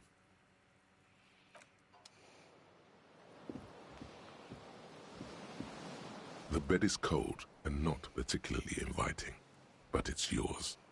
The sheets look awful. The sheets feel at once coarse and clammy against your skin. The bed sags beneath your weight as you stretch out and finally close your eyes. And then sleep. And then sleep doesn't come. But I want to sleep. Obviously, you're in bed with your eyes closed, but it's not happening. Why? Maybe it's the bed's fault. Shuck the pillow. Its synthetic filling has separated into hard lumps. The pillowcase smells oddly.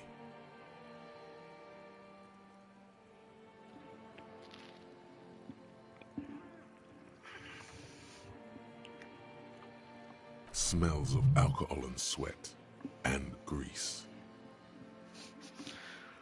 Check the blanket. It barely covers your toes, stretching over your soft belly. This is your body here, intimate and warm, breathing, a bit tense in the muscles.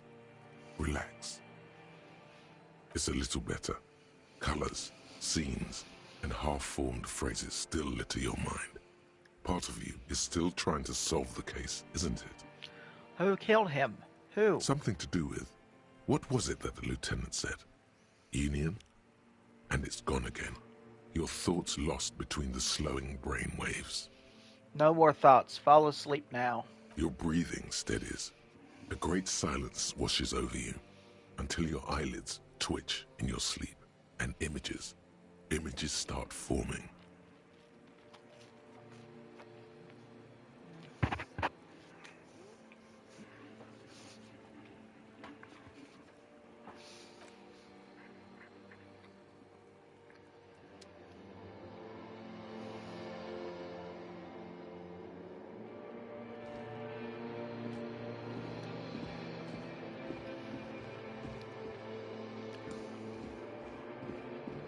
Oh, this is a dream.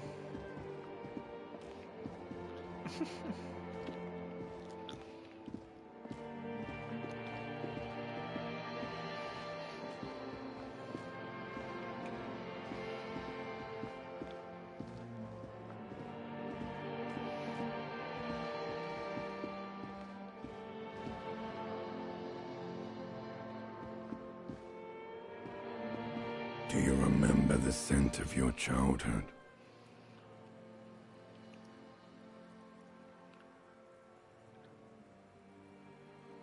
What is this? What it says on the can, Harry. Answer the question.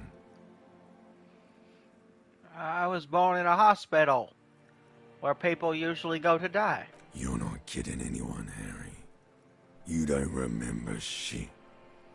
Tell me. Do you remember your wife's hand on your face?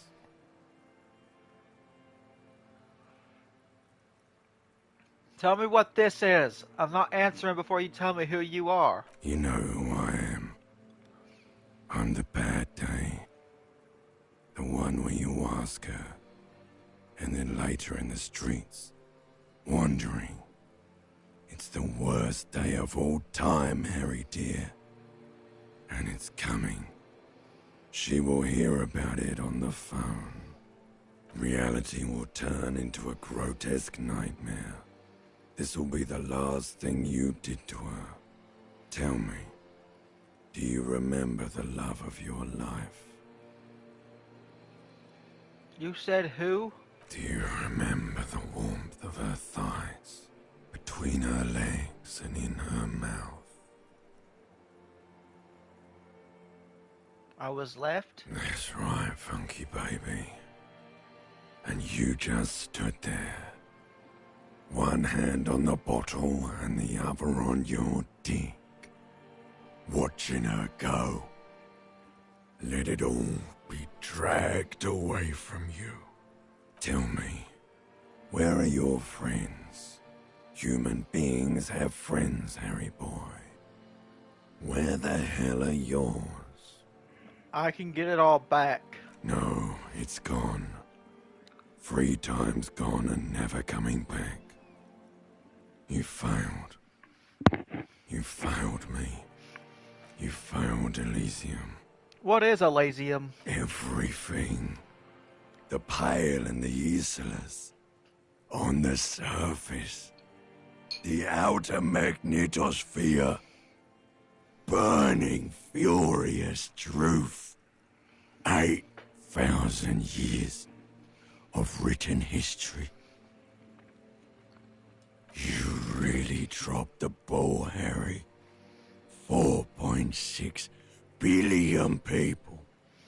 And you failed every single one of them. You really fucked up. I've talked to you before. No, Harry. You were just talking to yourself. That's all you ever do. Even in your dreams. And the act is wearing thin. The spots of the disco ball fade around you.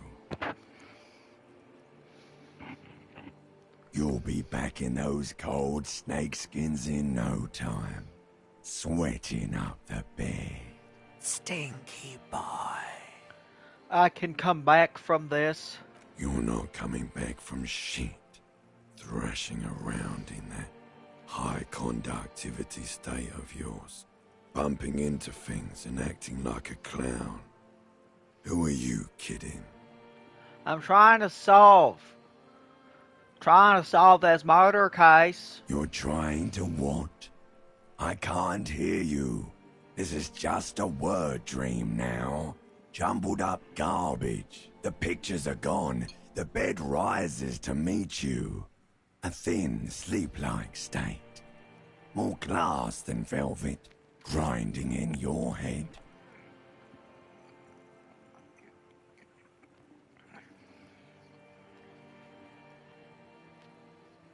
So something is wrong. Sleep shouldn't be this bad, this dry, this unnourishing. There's something wrong with your thoughts. Some kind of new type of hangover. What? No. Oh yes, party boy. And it's worse than the one before. Just think of the shit you saw. Here it comes too. So soon already. A silent alarm goes off in your head like clockwork. Barely let you sleep at all. Time to get those clothes on, Harry. Time to go to work in the shit factory.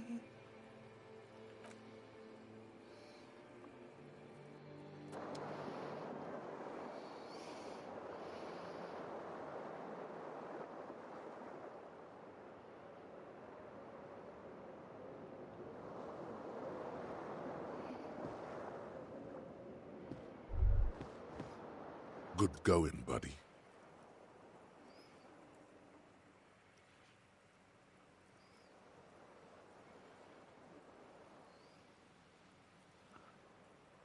Oh my God. What the hell was that? Oh, just a dream. You have ones like that all the time. You feel even worse this morning than you did last night.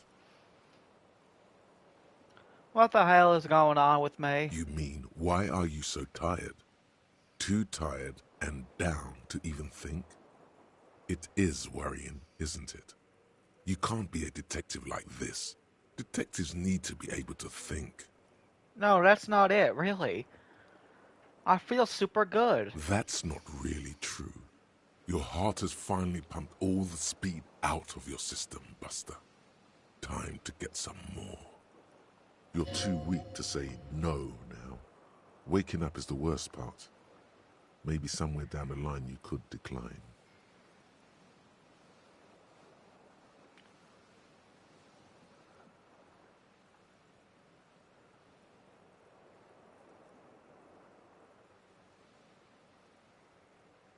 Wait, what is speed? Speed is a potent central nervous system stimulant. It kept you propped up all day yesterday, despite your debilitating hangover. How else did you think you even got up from this floor? It's power, man. It's professionalism. It makes you feel like you're young again and ready to detect. Ready to go to war against the world.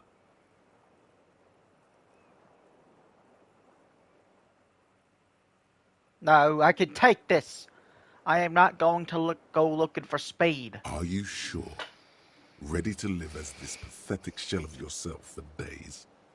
Basically, a week. Let's be honest, 2 weeks. Maybe 3.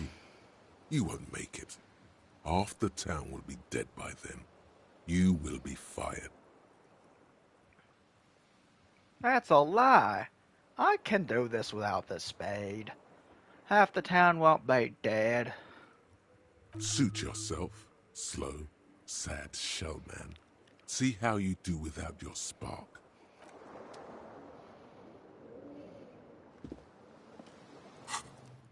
Let's get dressed.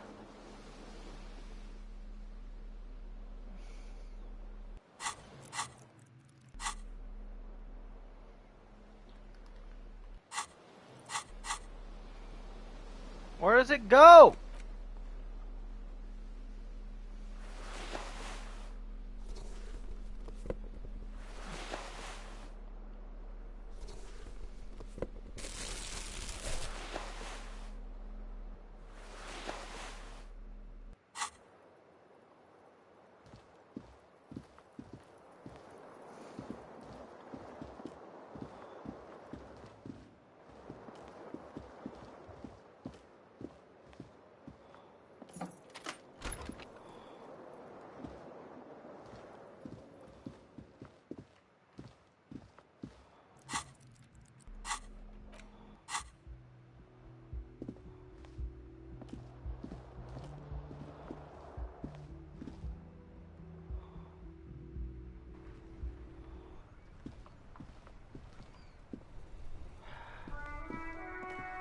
Can't wait to do this again today.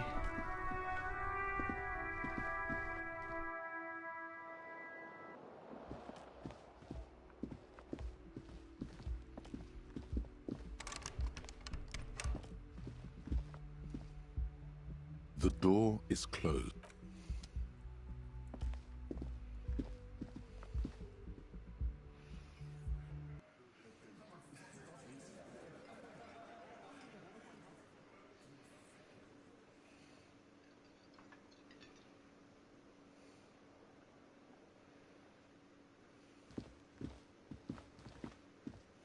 Morning. I've got some good news.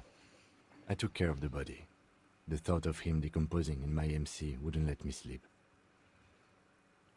Good, thanks. I'm just glad he's gone. We have other matters to attend to. The Union muscle finally turned up, and they look rowdy. We need to talk to them. What do you mean, rowdy? I mean ungovernable. Martinez isn't exactly enthusiastic about the RCM being here. They prefer to be policed by the Union. These men here. Men who drink beer for breakfast? There's talk of an armed wing of the Union called the Hardy Boys, who are responsible for state policing. I think it's them. Why do we need to talk to them? Everything points to the Dock Workers Union. The belt used for hanging him, the circumstances in Martinez, my preliminary information. Which may, of course, all be wrong. But we still need to talk to them, and it won't be easy. Are these the men Gart told us about yesterday? I completely forgot. Sorry, I had a rough night's sleep. It's them by the looks of it. Loud and nasty, just like the manager said. One loose thread less to worry about, and one big problem to replace it.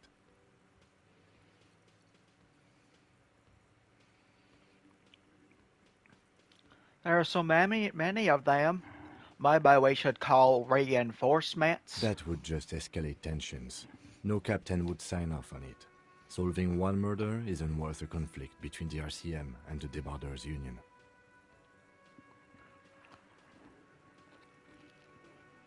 In fact, even the death of 2 detectives might not warrant an all-out war. So let's keep a cool head, okay?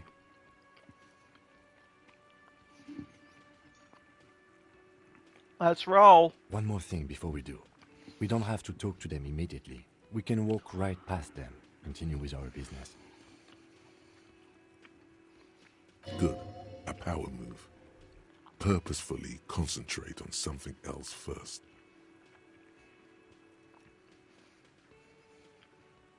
Yeah, streetwise. Zoom right past. Do it on your own terms. Yeah. They're in no hurry to leave. They think they own the place. Anyway, I leave that choice to you. Whatever you decide is fine by me.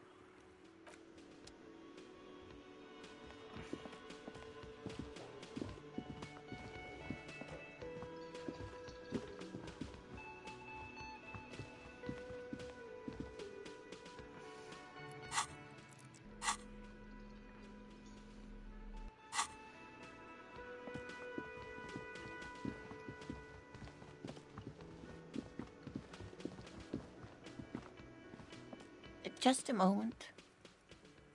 She's agitated, judging from the way she keeps pulling at the frayed edge of her blanket. And there's no public phones nearby? The closest phone booth is down the coast. Sorry for the inconvenience, ma'am. It's fine, I understand. Thank you anyway. I'm glad to see you again, dear. Good day, ma'am. Everything all right? Please don't trouble yourself about me, sweetie. I was just hoping to make a call, but the Whirling's phone line isn't working. The union office probably has a phone, but I can't really get there. Or to the phone booth down the coast. And Gary's phone is dead too. Hey, what's wrong with the phone line? The manager was vague about it. We have a police car. We can help Why her. would he be vague about phone problems? This is something to look into later. Ask God, maybe. Why did you need to use the phone anyway? To let the young woman who's house sitting for us know that we may be delayed. Morel, my husband, and our friend Gary were supposed to get back by Monday night, but they're still missing, and I haven't heard from them. I was also hoping she'd heard from Morel.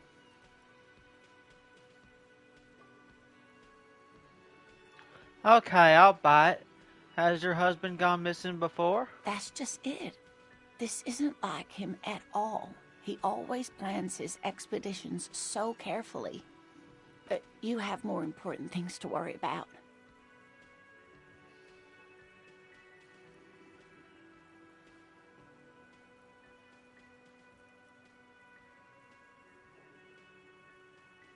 Tell me more about this Morel. Looks, character, your relationship. Oh dear. I'm not sure where to begin. How long have you been married? We'll be celebrating our 16th anniversary this autumn.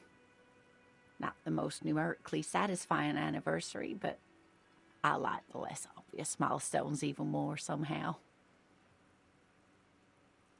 What does your husband look like? Well, his expression is slightly grumpy, but his eyes are always bright and curious, like a small boy's.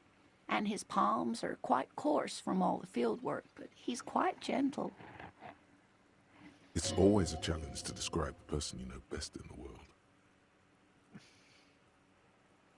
Let's try again. If I were trying to meet him on the street, what would I look for? Oh, well, he's a bit shorter than you, but with a larger frame. And he has longish white hair, usually a bit uncombed. You might say wild, even. The lieutenant pulls out his notebook and begins jotting down the woman's description. One other thing, he'll likely have all kinds of field gear on him, even if he's not out in the reeds, you know, just in case. How did the two of you meet? Via dating agency, I'm ashamed to say. I was looking to get back into the scene after recovering from my accident, and he'd just divorced. We hit it off, and, well, here we are. She's skipping over some important parts. Perhaps you'll find out more later. Think I have all the information I need. Let's move on. I hope I've been useful. What is this expedition your husband was on? Just some field work, sweetie. Morel is a highly trained scientist. He and his assistant Gary are studying an extremely rare species of insect. But they should have returned by now.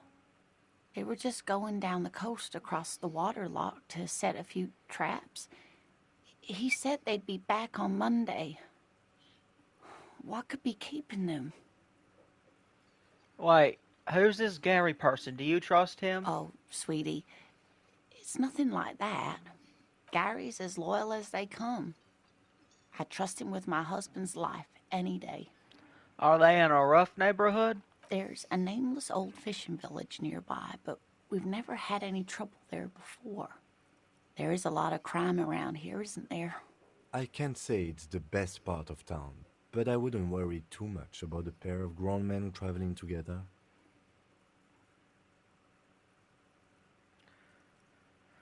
This sounds like police business. I'll help you find your husband. Are you sure we have time to go chasing after bug hunters just now? I did suggest we play it cool, but...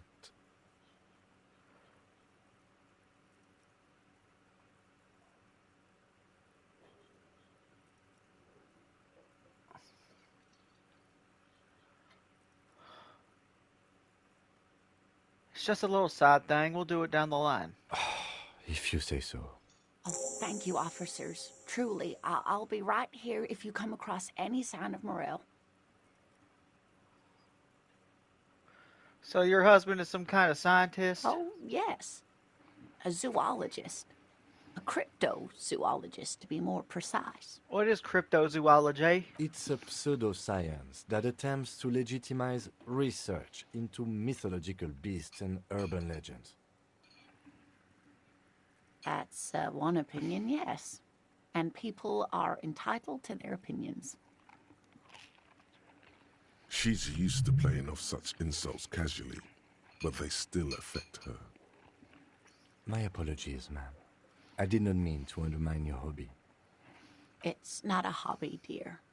It's a subfield of zoology, one specializing in animal species that are so exceedingly rare that many assume them to be extinct or even fictitious.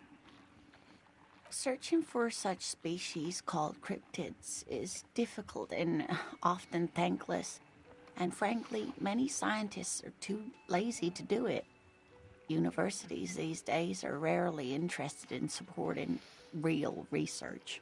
She's completely internalized her husband's struggles. They are her own.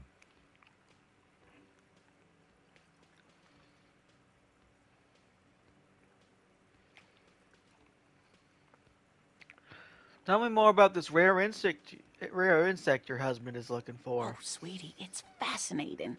But I shouldn't bore you with entomological minutiae. The lieutenant gives you a sideways glance. And now I want to hear about the insect. Well, it's a phasmid, technically, but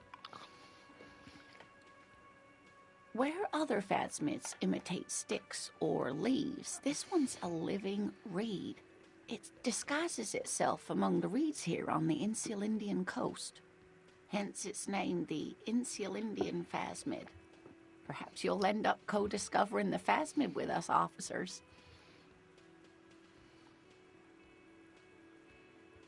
I knew it. We're gonna be chasing made-up insects with cryptozoologists. It's not made up, officer. I can assure you. It's simply elusive, so much so that most establishment zoologists doubt it exists at all.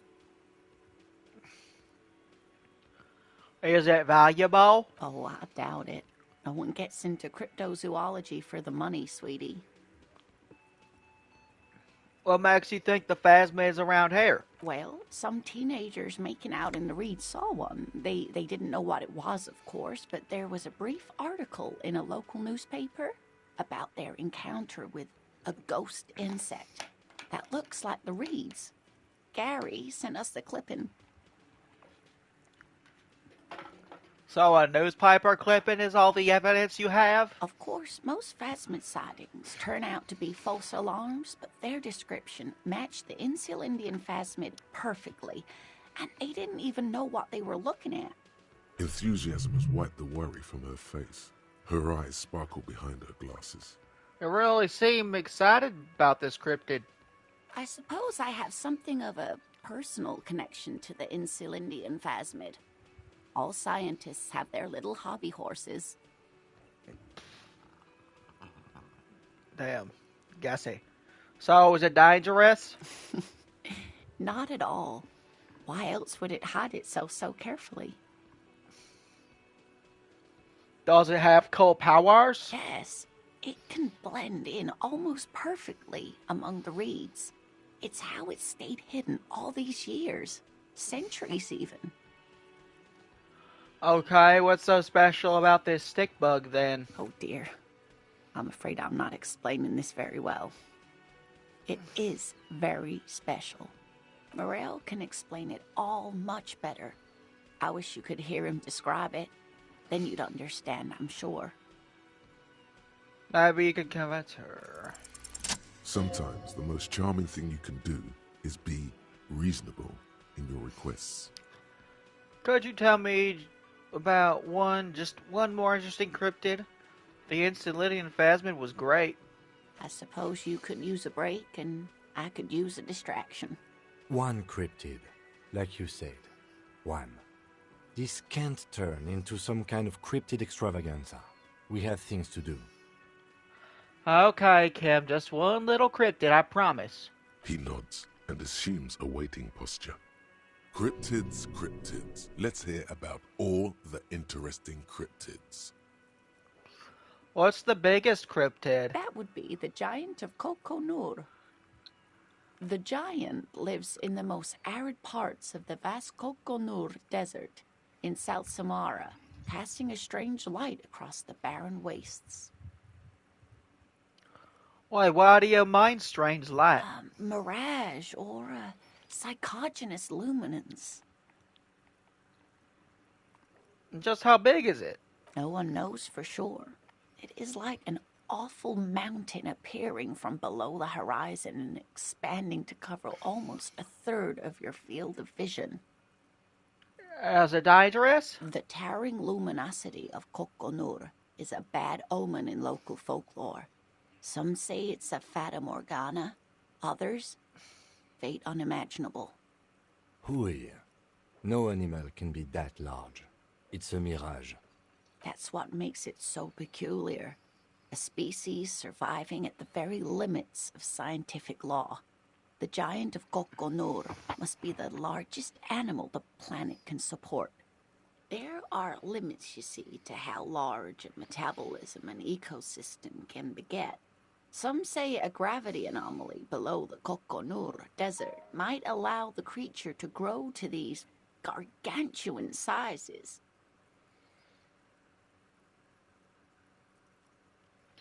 Is that a cryptid on this pen you gave me? Hey, you promised you'd only ask about one cryptid.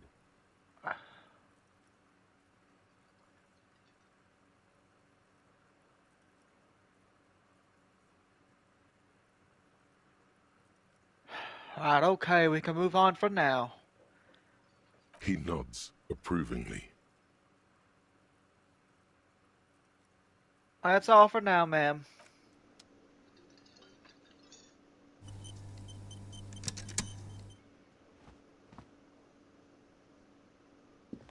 Can I help you?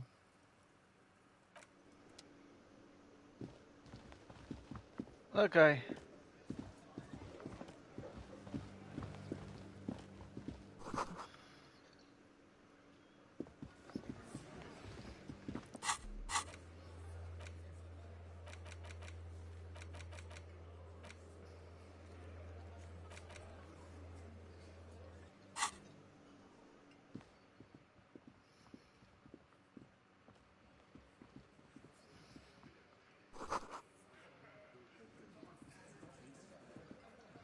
Over here.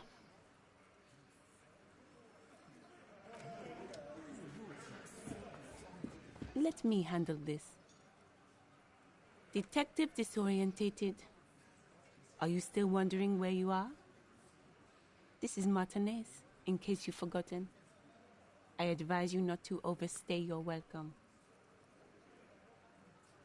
You lied to me. You're not a gardener.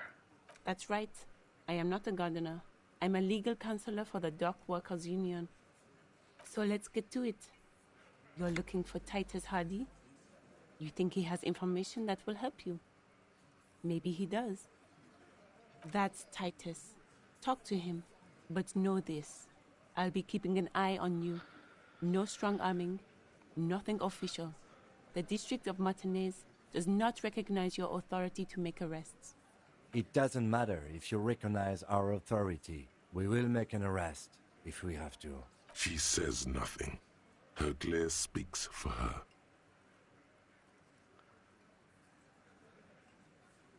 What's your role in all this? Like I already told you, I'm a legal counselor. Do you have hearing problems? Why are you so aggressive? Aggressive? You make your living enforcing violence. These people are just dock workers. So you were spying on us, and now you represent murder suspects. Just dock workers. Listen, you moral intern lackeys. You're a mob, enforcing the unlawful privatization of Revachol. 20 fat men in the Occident are stealing it all, and you're their bodyguards. Fuck yeah. So ask what you came to ask, or get back to your commanders.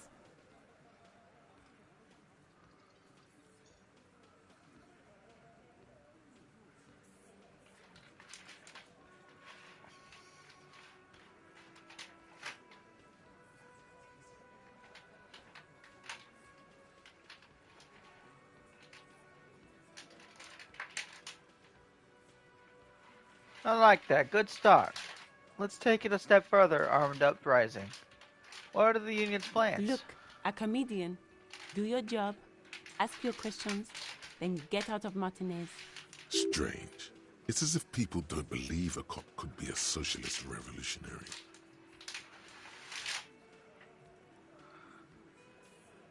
What are you gonna do to me? What are we going to do to you? The Union isn't going to do anything to you. It is not a crime syndicate. It is a labor organization. Goddamn right it is. If anything, it is the RCM who do things to people. But we digress.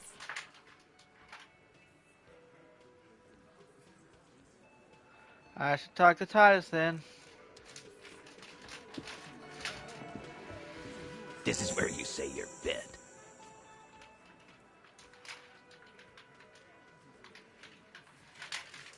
He and his men carry themselves like giants. You'll need to prove your mettle to be taken seriously. Detective.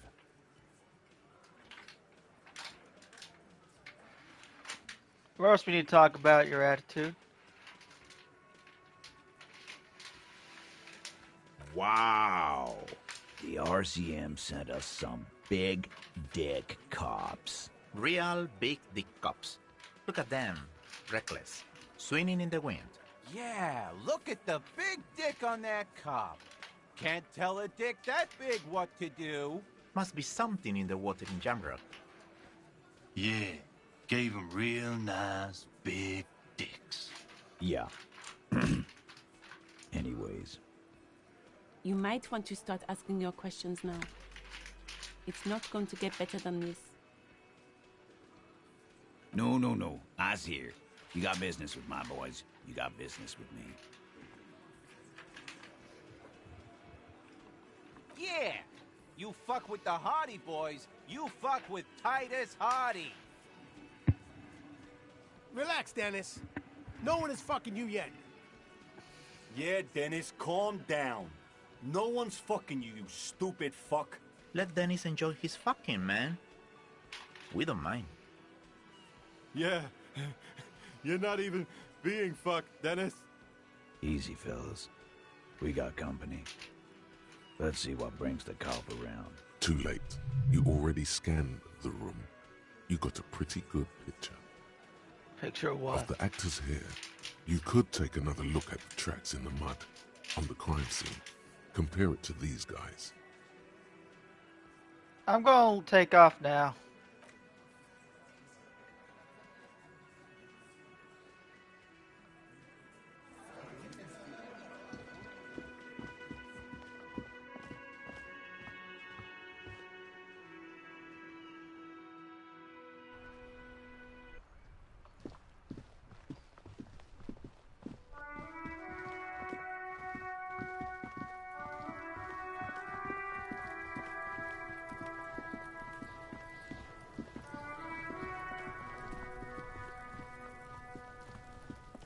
There are several footprints in the mud, left by work boots.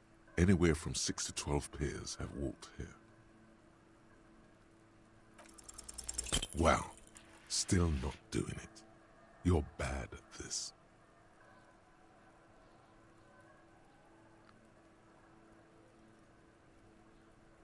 Why is it so complicated? I keep failing. Maybe you keep failing because you suck.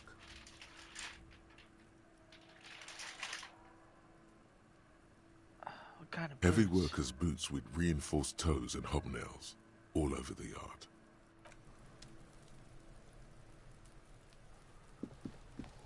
Yes?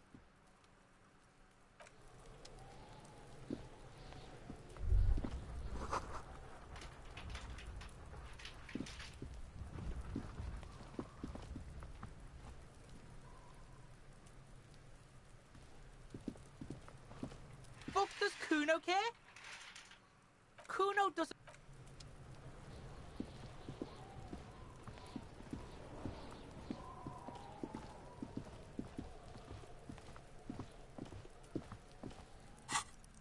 Alright. I need to do something that'll get me some points.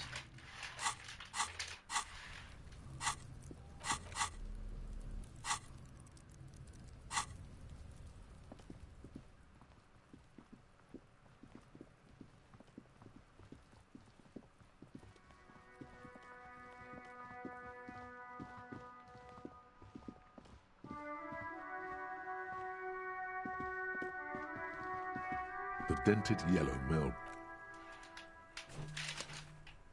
Good mail delivery box. The box seems happy.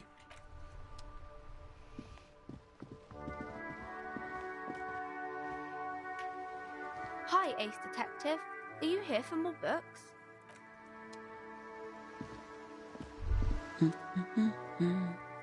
The ship takes off like a silvery mosquito, unfolding its rotor blade arms.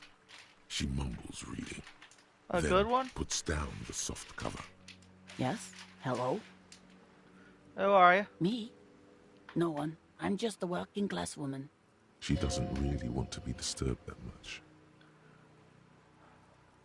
Have a good day. This was a tremendously useful interlude. What are you doing? Looking for something to read. Good, good. It is. I'm a policeman. I know you are. Everyone can see that. The rectangles.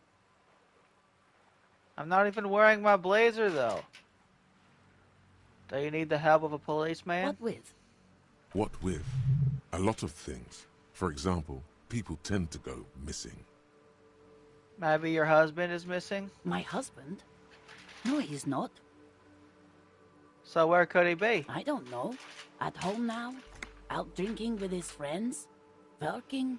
Where is this going, officer? So what I'm hearing is you really don't know where your husband is. Yes, but I Wouldn't don't really need to know where my husband is. Not all the time. Wouldn't you like to? No.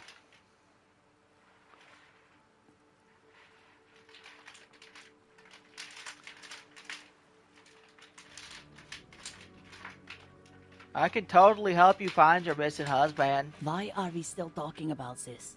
I haven't lost my husband. She has, though. The husband is totally lost. You should tell her that it's okay. It's okay. What? It's all right not to know where your husband is. Nothing shameful in that. Who said anything about shame? Stop talking down to me. My husband is not missing. Maybe your children are missing. No, absolutely not. Okay, so where are they? Are you a policeman or a nanny? Nanny, where are they? They are not missing, sir. You know where they are. They're at home, smoking, giving the ladder of vices a chance. They're at home, right? Smoking cigarettes? What? That's just... My daughters are perfectly fine. They're with their friends down in Shamrock. There's nothing to worry about. They're almost grown up now anyway. They're past the age they need me protecting them from everything now.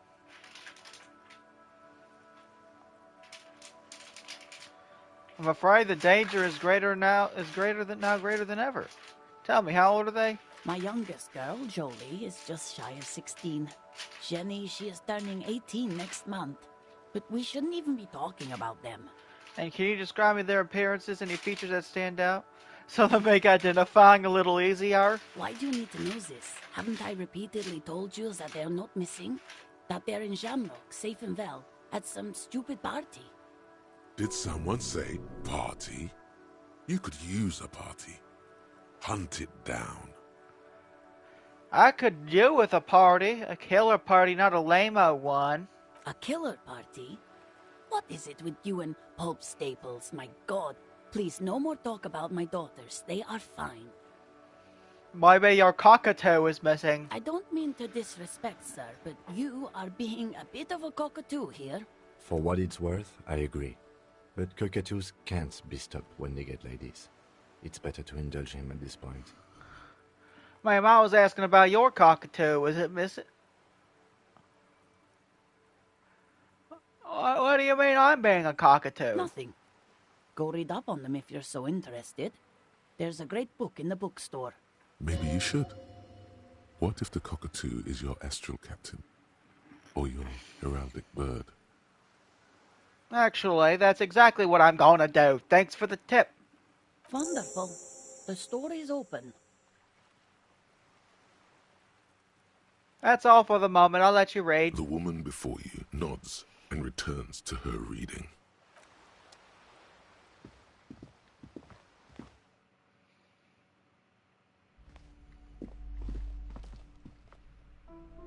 The display rack is brimming with worn paperbacks.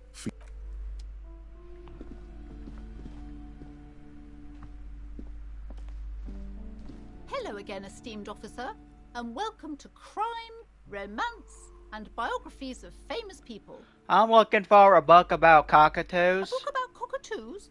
There should be one upstairs, right next to the shelf of biographies. Farewell for now.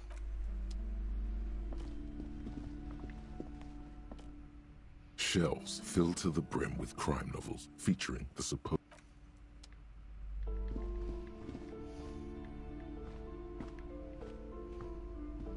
A sulfur-crested cockatoo sits on the cover, its beak slightly open. It looks as if the bird is calling out the book title, From A to Zurich, a guide to a well-behaved cockatoo. Turns out that there are so many different cockatoo species, and they all have behavioral problems. You don't have behavioral problems. That's garbage. You're cool.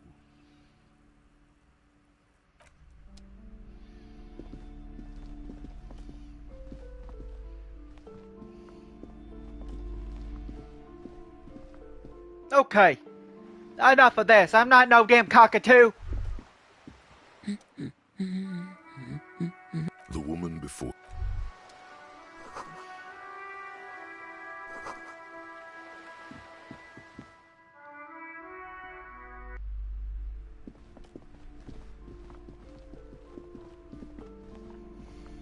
A sulfur-crested cockatoo sits on the cover. What about... Its beak slightly open. What about It this looks guy? as if the bird is Shut the calling out fuck the up! title, Brain! From A to Zurich, a guide to a well-behaved cockatoo.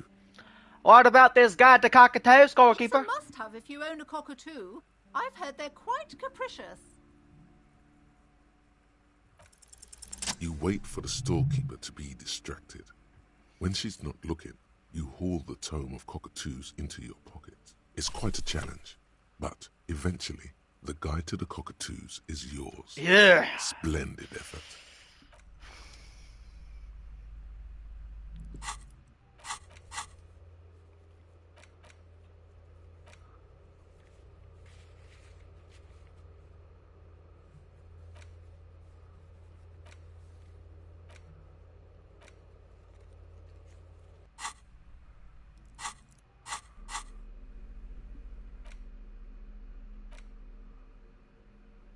A cockatoo is a parrot with an erectile crest, found on the Seminine Islands and in southern Fas a la Mer. Known for their intelligence and general precociousness, cockatoos are popular birds in aviculture. However, they often exhibit various behavioral issues.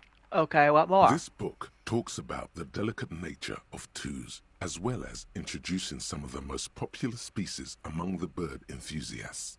The funeral cockatoo, the major majestic cockatoo, and the most common bang bang cockatoo. It's colorfully illustrated.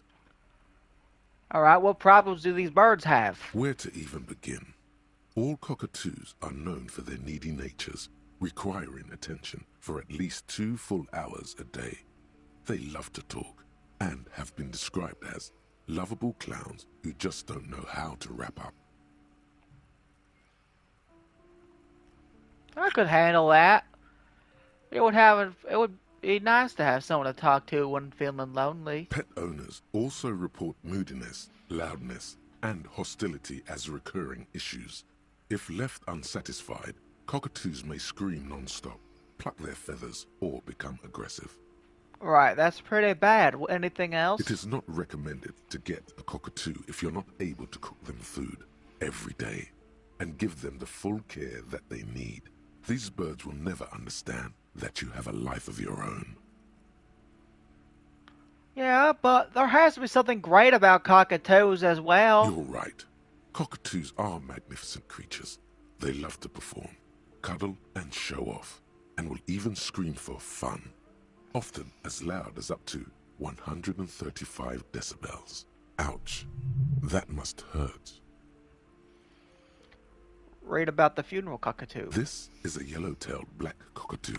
Its specific name, Psittacus venereus, relates to its dark and somber plumage. This bird looks as if dressed for a funeral, 24/7. There is something indisputably ominous about it. I'm using my PlayStation camera from 4 years ago.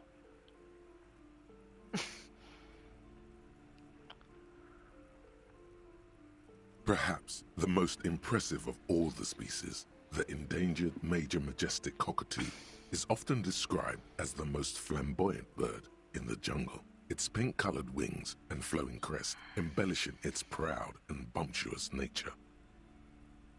In the words of poet-explorer Sir James Fournier, few birds more enliven the monotonous hues of the verdant forest than this big, bold, and beautiful species. It must be glorious to behold, dark pink and snow white. I'm going to read about the common bang-bang cockatoo. Despite its banging name, the bang-bang cockatoo is actually the shyest of the species, common in almost all Seminoles forests, as well as zoos and homes all over the world. Its plumage is mainly gray and white. The Seminoles name, bang-bang, is thought to be of onomatopoeic origins. Honestly, this bird does sound a bit like me. Yes, but all those cockatoo species are so different. Which one are you?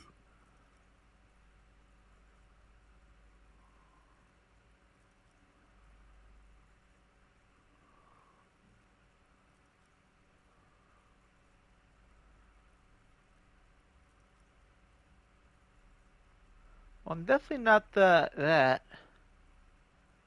Major Majestic.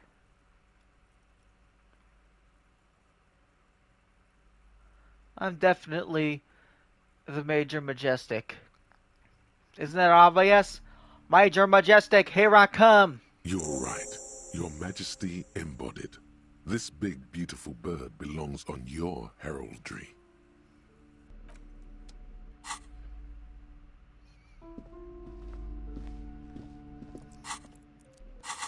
I'm glad I had that sorted.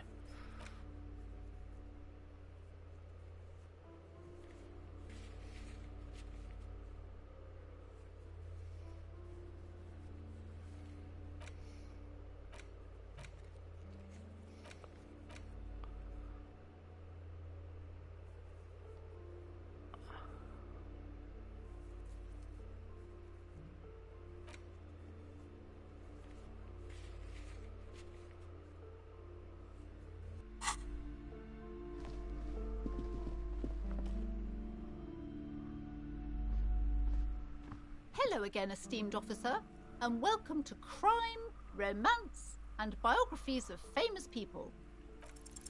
Slither up to her, you silver-tongued fiend. What if Show her what world-class perfidy looks like. Why, what if I don't want to lie? You're not lying. You're giving her peace of mind. The means are thus justified. Ma'am, I came here to help. I've handled paranatural situations before. Are you sure? Don't think I haven't seen charlatans before.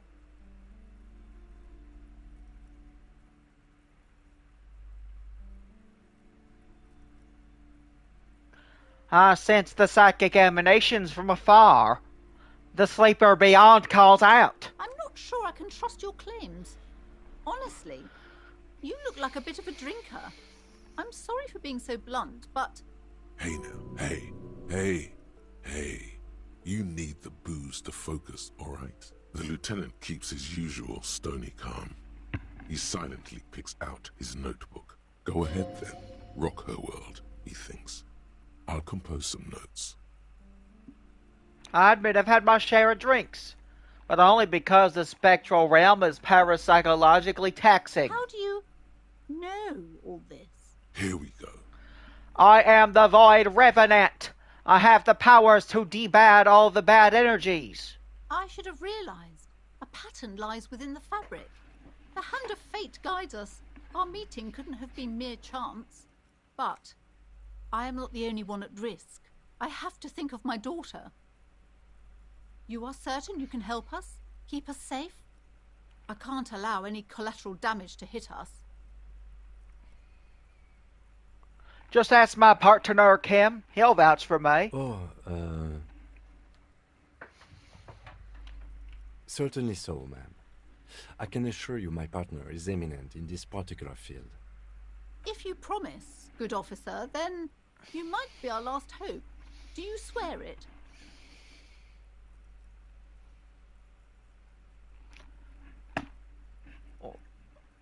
On my honor, madame. Thank you, sir.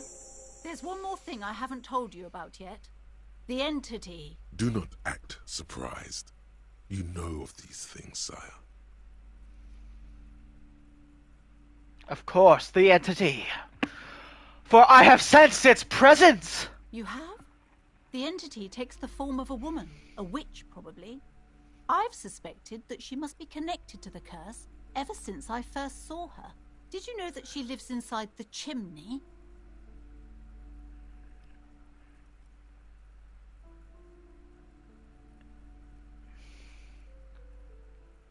Chimney. The passage between heaven and hell, of course! Yes, that chimney is part of the building's central furnace, and it's enormous. She has barricaded herself behind some metal security curtains. God knows what she's doing there. Some unnatural magic, I assume. You should go find the entity and ask what happened to all the companies in the building. What is the source of this curse? Here's the key to the warded door behind the curtains. Take it. Oh, and please do return to me after you've looked round. I'm quite anxious to know what she has to say about the curse. What... Unbelievable darkness and ruin.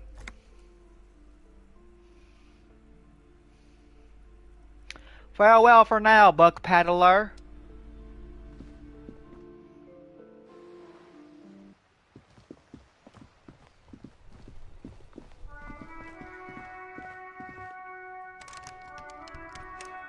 Okay, doesn't go to that door.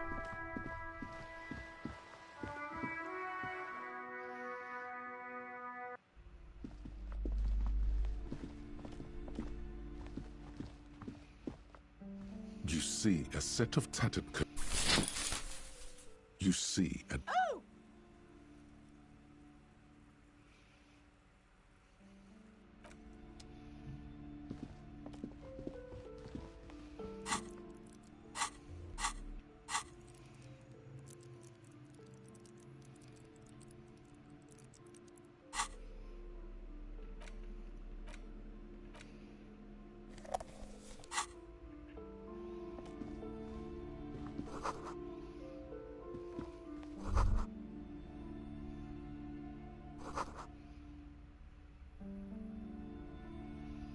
Not my masculinity. A heavy door with a missing handle stands before you, covered in dozens, if not hundreds, of little oddly shaped trinkets and charms.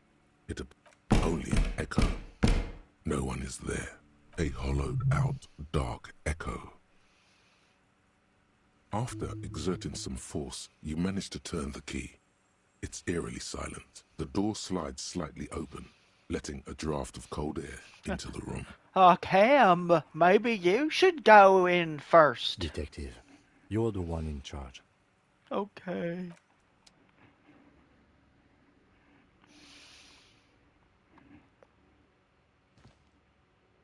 What is this place?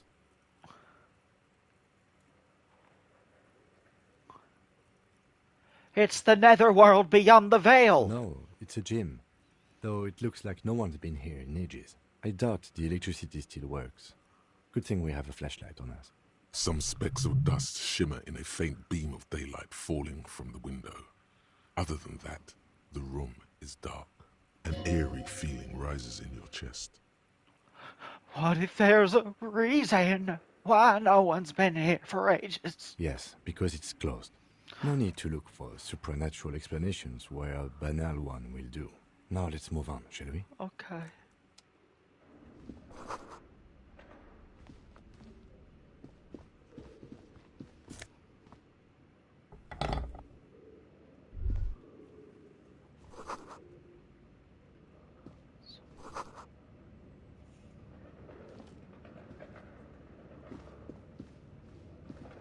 A barbell lies on the floor. The color has worn off its weight plates. It's 60 kilograms. Your triceps hum at the sight of these weights. Show the world what kind of beast it's dealing with. Lift them.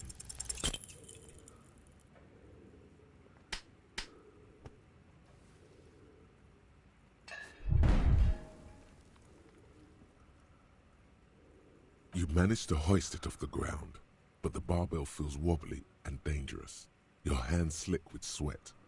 Turns out you're no beast, just an old man with bad form.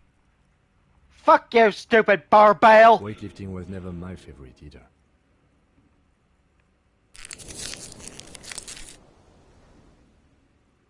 At the station gym, I mean. I prefer running.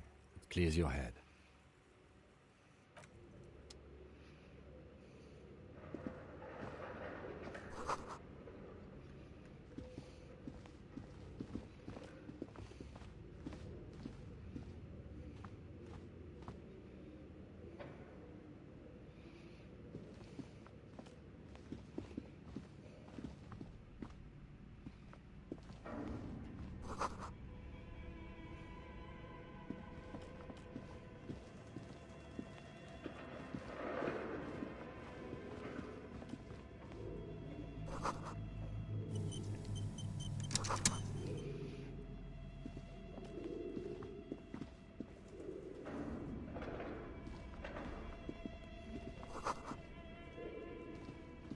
Okay.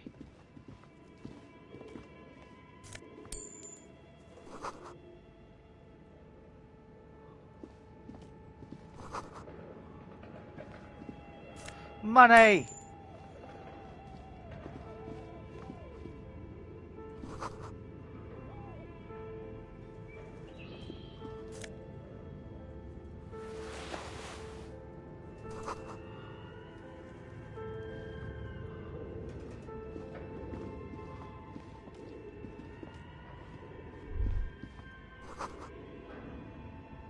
Is this Emma Atelier?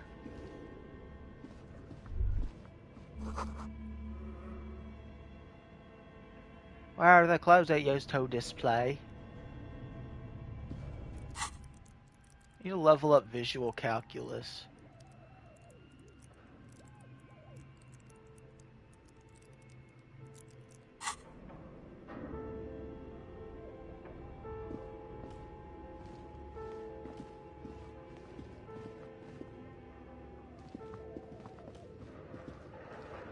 This appears to be some kind of machine with a cube-shaped heart and a wired framework. The keyboard has a rectangular on-off button. A piece of paper still hangs from the printer. The radio computer. Just sitting here without anyone inside. What he means is that these things cost money. Why would anyone just leave it behind? This is the Ream Civic radio computer, model RC5120. Equipped with a Feld mainframe and a Ream-compatible printer. Do you think I should turn it on? We have one of these down at the station, but I never really learned how to use it. The machine lights up like some prehistoric animal stirring from its slumber, revealing fluorescent play and print keys on the keyboard. The hatch on the machine's central compartment is wide open. It's empty like a beehive without its brood. Some cables have been left dangling, disconnected. The filament you have would fit perfectly inside the compartment. Like a smooth draw, the filament slides into place. On the keyboard, the play key starts blinking. A bar of fabric right above the keyboard starts producing a soft hum. The sound of static seeps through the machine's planar magnetic driver. The static gets louder, slowly filling up the abandoned hall, until a voice speaks out, crackling and old, cutting into the air. Good morning. Fortress accident en rue de Saint-Ghislaine. This is East Insulindian Repeater Station 1. Please repeat. Is this the production schedule?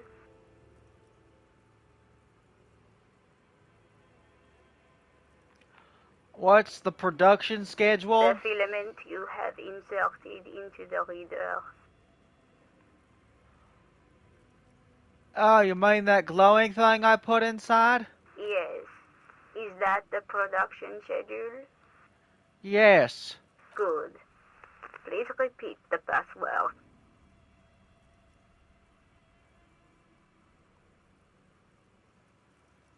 A password? I'm really bad at passwords. Can you give me a hint? No. Is it my birthday? Still no. This is the police. Please open this thing. I am contractually obliged to protect the privacy of the filament holder for stress accident. Without filing a warrant with Lintel, I cannot give you access to this filament. I'm afraid we are not doing that, unless we want to wait for a month. Now, can you please repeat the password? I don't know the password. Received. I will register this login attempt. Don't worry. Passwords have a way of turning up sooner or later. Fortress accident.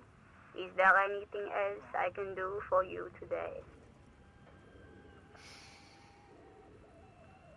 Why did you call me Fortress Accident? Fortress Accident is the company on whose name the terminal you are currently using has been registered to. Do you have any other information about this company? One moment. Un momento.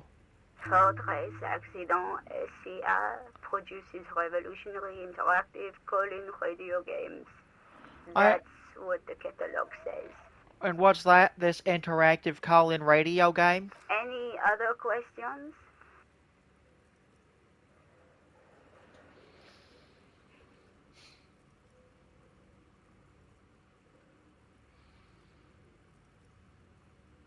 And what are you, a machine, or are you alive? Yes, I am alive. I am 74 years old and my name is Yvonne. She repeats passwords. Programming people are all paranoid. Yvonne, my partner tells me you're here because radio computer guys are all paranoid. They are merely cautious. It's my job to protect their filaments as a password repeater at the East Insulindian Station. Okay, but where are you? How did you know where I am? I work as a repeater at the East Insulindian Repeater Station. It's my job to know where you are, Fortress Accident. As for me, well, I am sitting in my cubicle, surrounded by a wall of radios. Doesn't it get lonely, sitting there all by herself? Doesn't it get lonely doing this job? Lonely? Why would it get lonely? I get to talk to people all day. That's why she does this. Now, please tell me if there's anything else I can do, Fortress Accident. That's all for now. Thank you, and goodbye. Tiles on the cube are still smoldering, casting the framework in a soft glow. Fluorescent play and print keys shine on the keyboard. Nothing happens. We'll come back to it. Your flashlight slides over an old green chalkboard covered in scribbles, sketches, and schemes like some ancient cave mural. Some of the writing has faded with age, but you can still make out sections here and there. photos and drawings have been pinned to the board. Inspect the These drawings. lithe, pointy-eared creatures appear to be different types of Welkins. You make out autumnal candle Welkins, casting wax-based magic, translucent Welkins, with organs shining under their skin, and even ether Welkins, hailing from the vast emptiness of sidereal space. One of the Welkins, towering among the rest, appears to be different, however. It's Vara Hamira, a high Welkin, his face white and scarred like cracked marble. This is clearly a Welkin supremacist. The note says all non-Welkin races will be purged. The Haldor, the Twarg, the humans, and even headless men, all of them, purged. Imagine a world filled only with Welkin, Green Welkin, Dread Welkin, and the High Welkin to rule them all. An inordinate amount of time has gone into drawing these little Welkin creatures.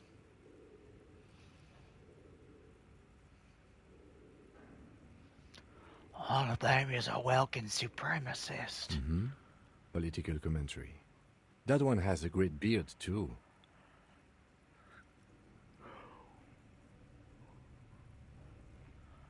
Why would anyone spend so much time on this? Some people really like building a world, I think. Even if it's just for a game. Who are these creatures? Who drew them? Are they real? I have so many questions. This looks like concept art for a project. It's not really real. Well, this has been educational. Let's move on from the Welkins. Just look at those details. So much effort. And for what? All gone. Inspect the photos. The photo collage depicts barren, icy landscapes wrapped in perpetual night. You see permafrost and glacial landforms, dead trees grown in under the snow. Entire oceans have been frozen from shore to shore. There are pictures of settlements on dried-up riverbeds, abandoned in a storm. Animal corpses in the dark, carcasses and bones. Albeit dark and cold, this vision also feels cozy in its own way, like eggnog or morphine, a much-needed respite from our own world. A pinned postcard reads, "The heat death scenario. A desperate fight for geothermal energy engulfs the world as Wirral becomes untethered from its sun, drifting through the universe." This is a monthly calendar from the year 50. Cryptic words like sprint, daily minimi, and GPI span the marker-drawn grid, the grand scheme of production and money. It looks a bit like an academic calendar, only much more brutal. What happened? As time goes on, the numbers in the boxes grow rarer and rarer. The board becomes an empty snowfield in the final days. Only failure and regret dwell in this region. Looks like they didn't make it.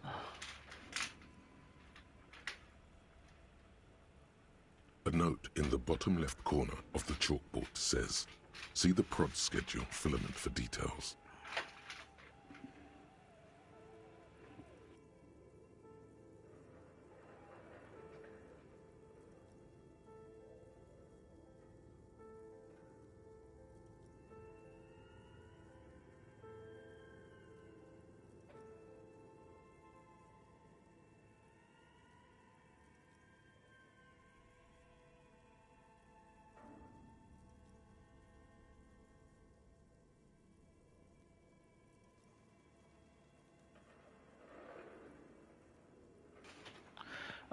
Inspect the notes. The handwriting is only partly legible, but you can still make out 3 slogans: "Call in, tune out," "Wirral untethered," and "Heat death of the universe." The full text reads, "Death of the universe is the new black." Another note says, "The biggest advancement in role-playing systems since the 30s.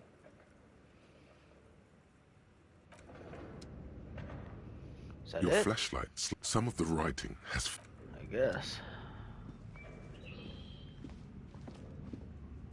This old fireplace is covered in lines drawn in blue and red marker.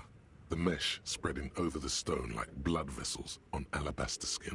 It looks ghostly and strangely ancient. What am I looking Radio at? frequencies, it seems. UKV 123.6, UKV 123.7, UKV 123.9. Some written notes, too. Sparse and cryptic. Radio frequencies for what? Unclear. It looks like a cardiovascular system split into veins and capillaries. Very advanced.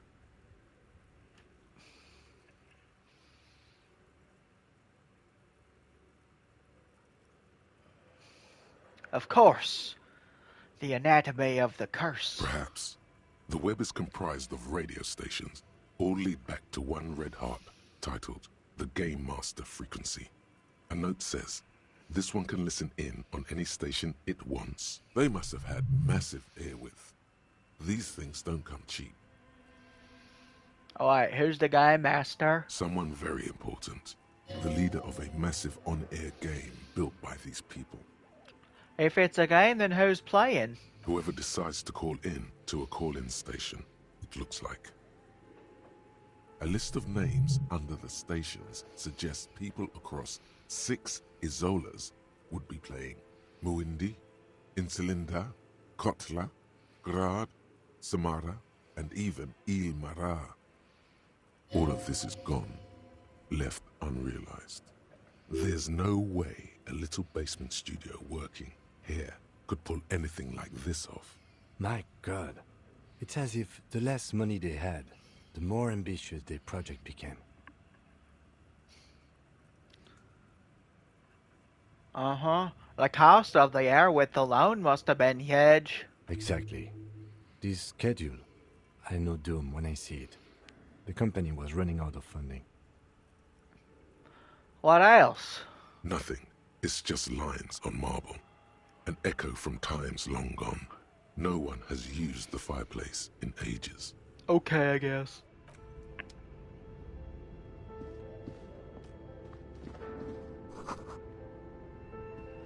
Okay. What do you think is going on with that computer, chalkboard, and fireplace?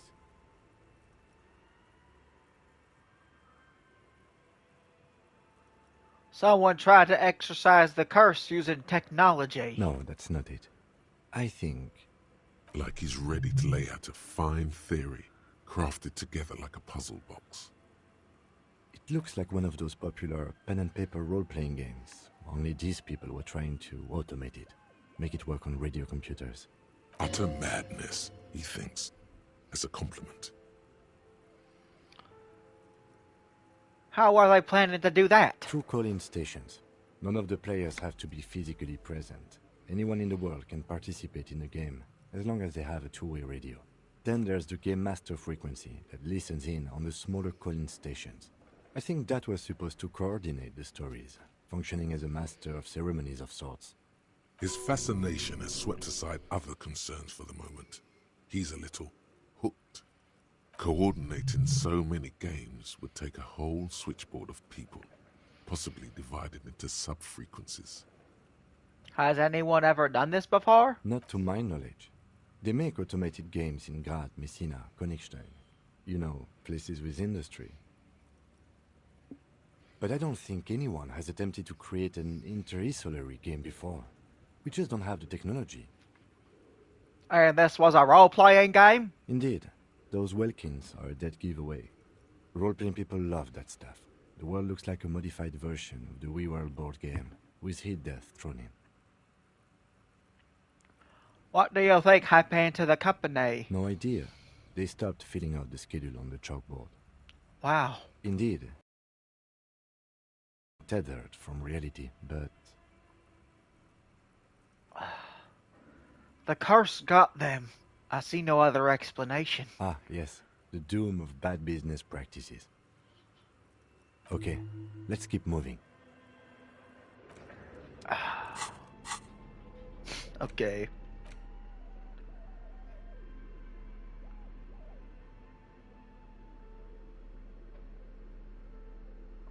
I believe I owe those guys a ball.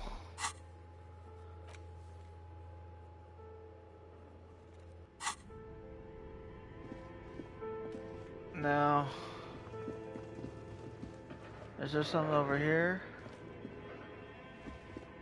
Yeah. Maybe we've already gone in here.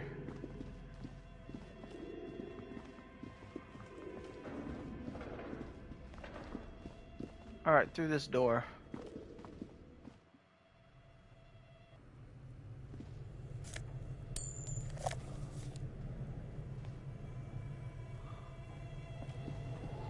The fuck is that?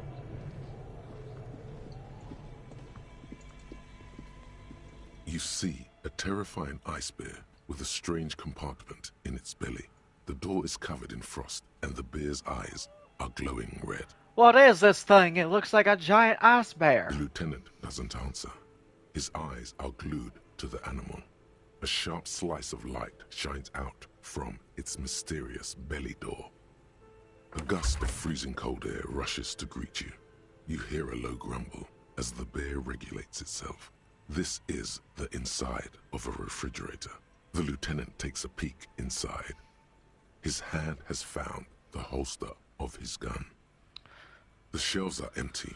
All you see are crumpled ice cream wrappers with the brand name, Revachol Ice City. A handwritten note has been attached to the door. The fridge is huge.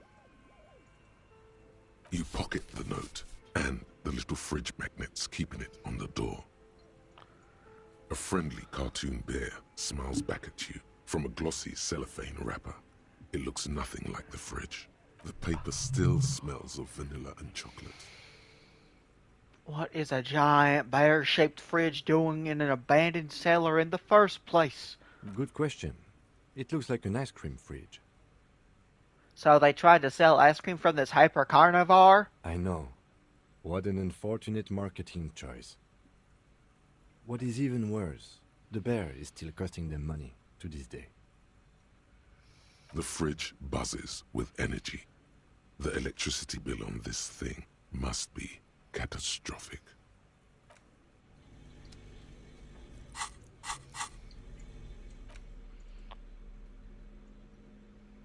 The note is written with a blue pencil on a piece of lined office paper. The kitchen magnets have left spots on its surface. Does it say anything interesting? This is tangential at best, but the lieutenant's detective instinct is still active. Someone has scribbled, S. I can't believe the off-site copy is still here. The illiterate ginger kid keeps stealing stuff from the studio, so I had to hide it somewhere safe.